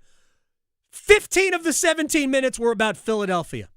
Like, they clearly have nothing to say about Carolina. And, as I pointed this out, if you went and said, well, they talked about them the previous podcast, well, they did it the night where Carolina was the only game. And even that, they really talked about 14 other things other than why Carolina is doing what they're doing. Because the fallback, the knee-jerk reaction to Carolina winning is this is what they always do. As though it's easy. Because if every team could do it, they would, right? But they don't.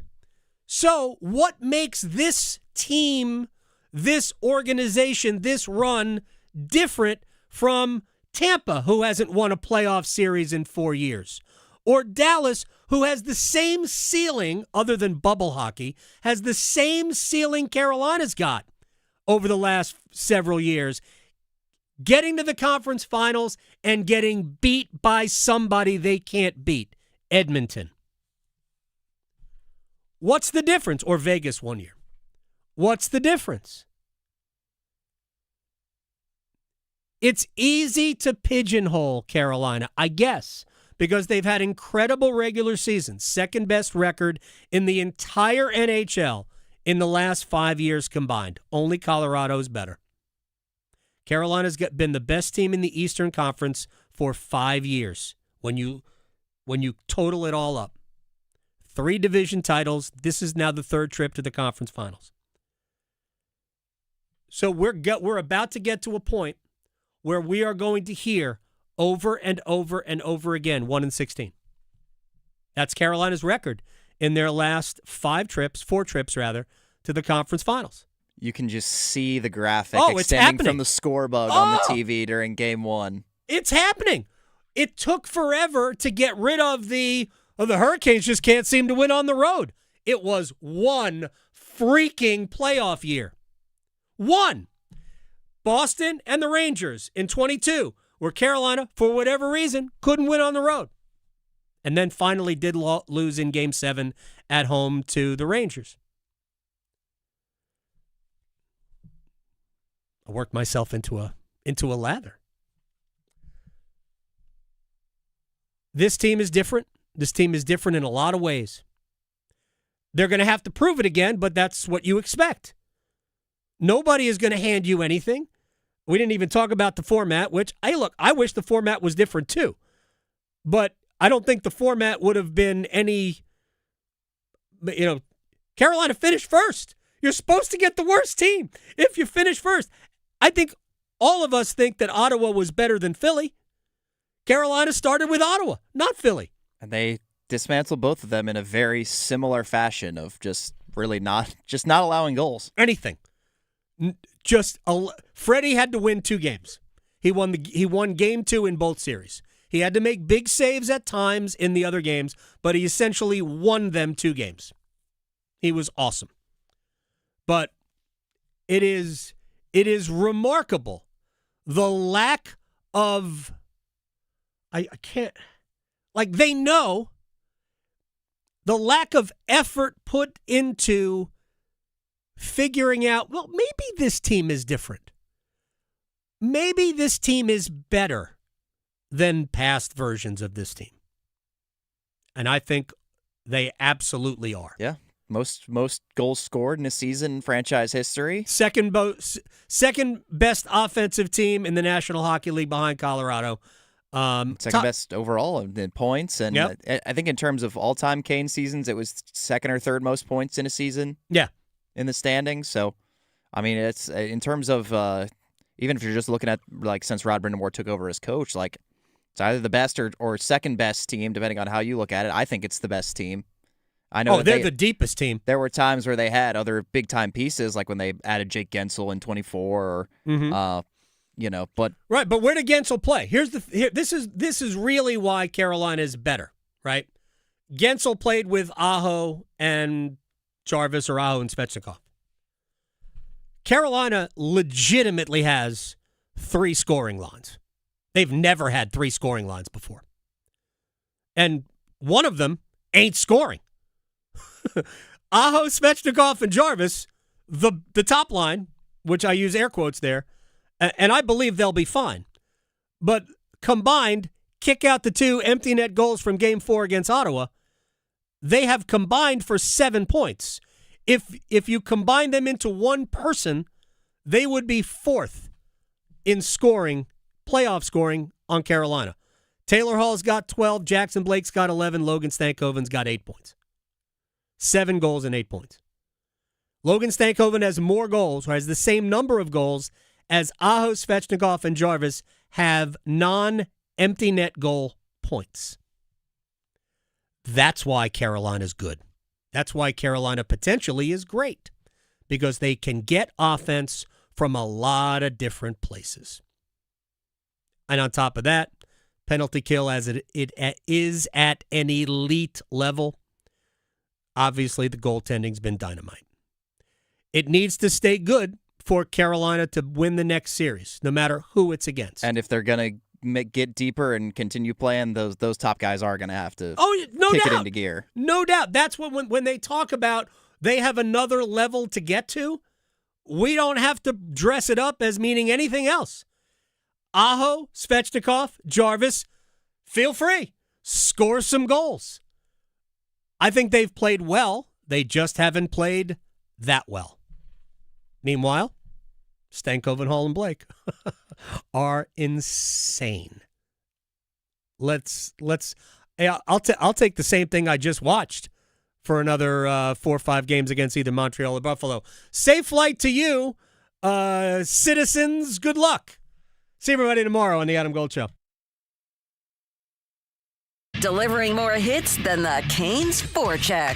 Shoot, he scores! The Adam Gold Show on the North Carolina Sports Network.